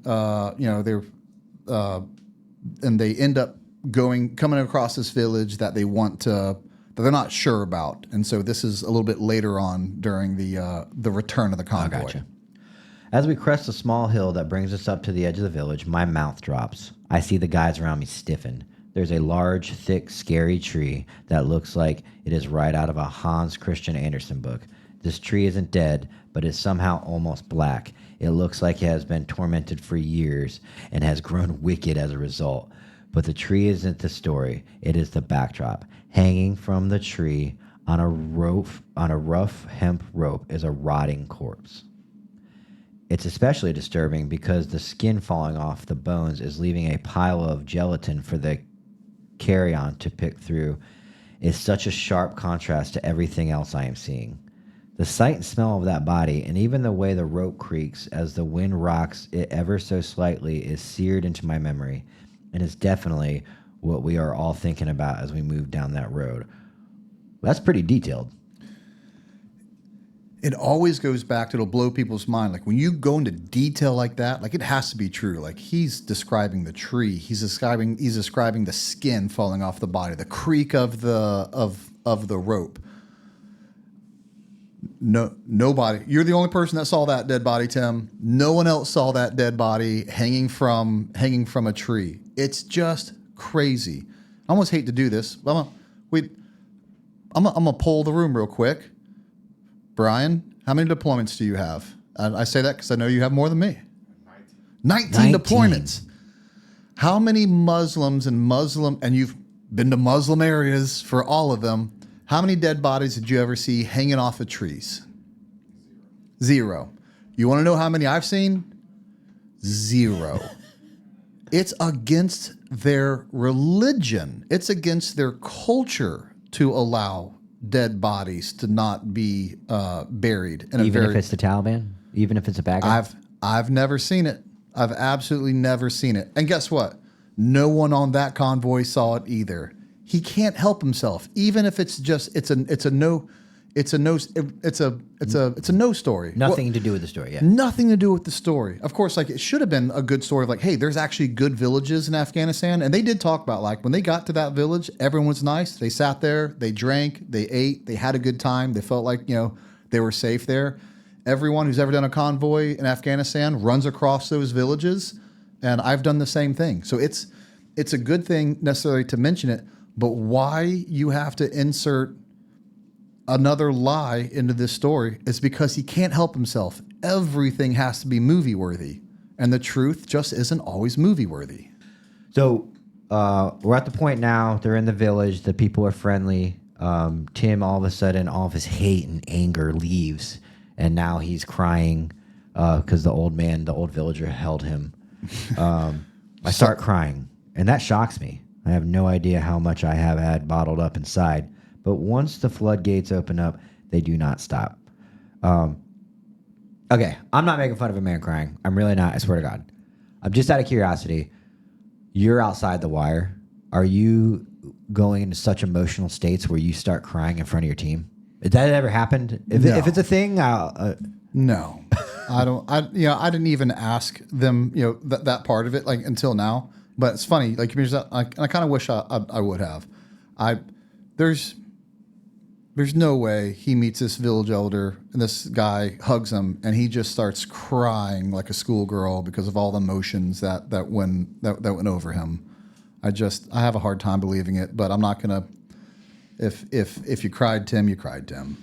As the tears roll down my cheeks, girls bring bowls of water and start washing our faces and our hands. We are disgusting. We are covered in dirt, grime, gun oil, blood, and even pieces of Taliban, thanks to the A-10s. Okay. Now, insert picture of Tim and his crew, which they're blurred out. But yep, and let's zoom in on Tim. Zoom in on Tim. Does he look like? What his argument would be, well, I washed my face with a bowl of water. However, does it look like you see any dirt, grime, gun oil, blood, or pieces of Taliban on him or his clothing? That's not washing off your clothing. There'll still be stains of it. That's sure as heck not washing off your kit. Again, he's painting this like a movie, and this of being what a movie would have you look like, like they did in We Were Soldiers, with Mel Gibson. Like that's what he's trying to portray. Or like Black Hawk Down. Yeah, or Black Hawk Down. Yet we have a picture of you in this village looking like you just came from the range. We'll stop it there. That's been enough. In fact, it's been more than enough. If you're not disgusted at what you just heard, you should be. But something tells me you are. I feel like really the biggest takeaway from this is someone has to hold veterans accountable. Like, we're done with it. We're done with fake veterans and stolen valor and lies for money and fame. I don't want to see a single stupid comment that says, oh, you're just tearing down fellow veterans. You shouldn't be mad at us for telling the truth. You should be mad at Tim Kennedy for lying. You should be mad at Sean Ryan for allowing him to come on the show when you should have known better. And I like Sean. Sean, I hope you hear this, and I hope you feel horrible about it, and then you do the right thing and have to make a retraction video. This isn't me wanting you to have to, be humbled. Maybe you didn't know, but now that you do, there's no excuse. Jocko, there is no excuse. You read the book. You've been to war. You know it's not true. Jack Carr, come on. You know more than that. All these people are allowing him in the circle. I'll go as far as Black Rifle. I'm not trying to take this man's, living away from providing his family. You did this to yourself. Black Rifle, he's a spokesman for you. Is this okay? Is that okay to have a guy lie about everything he did in combat, and that represents your company? I don't think it does. Everyone can hate Black Rifle, all they want, but maybe you didn't know that before. You know it now. What are you going to do about it? Are you going to give Tim the same courtesy that you extended to Rob, to right the wrong and then make everything okay? Tim, this is nothing personal. You're going to feel like it is, and you're going to hear some of the things we say and make it and feel like it is. I will let you come sit in this chair right here and say sorry, but we don't even have to do the other episodes. Now you'll have to come on here and explain away the other things in your book and say, hey, that's not true. Or you can come on here and say, hey, you don't have to say, admit to every lie. You want to come on here and say, hey, I'm sorry. Almost everything in this book is a lie, and I want a clean slate. I'm not here to destroy anyone. This can be a redemption story. This absolutely can. Come on the podcast. We'll hug it out. Come clean with the American people and start new.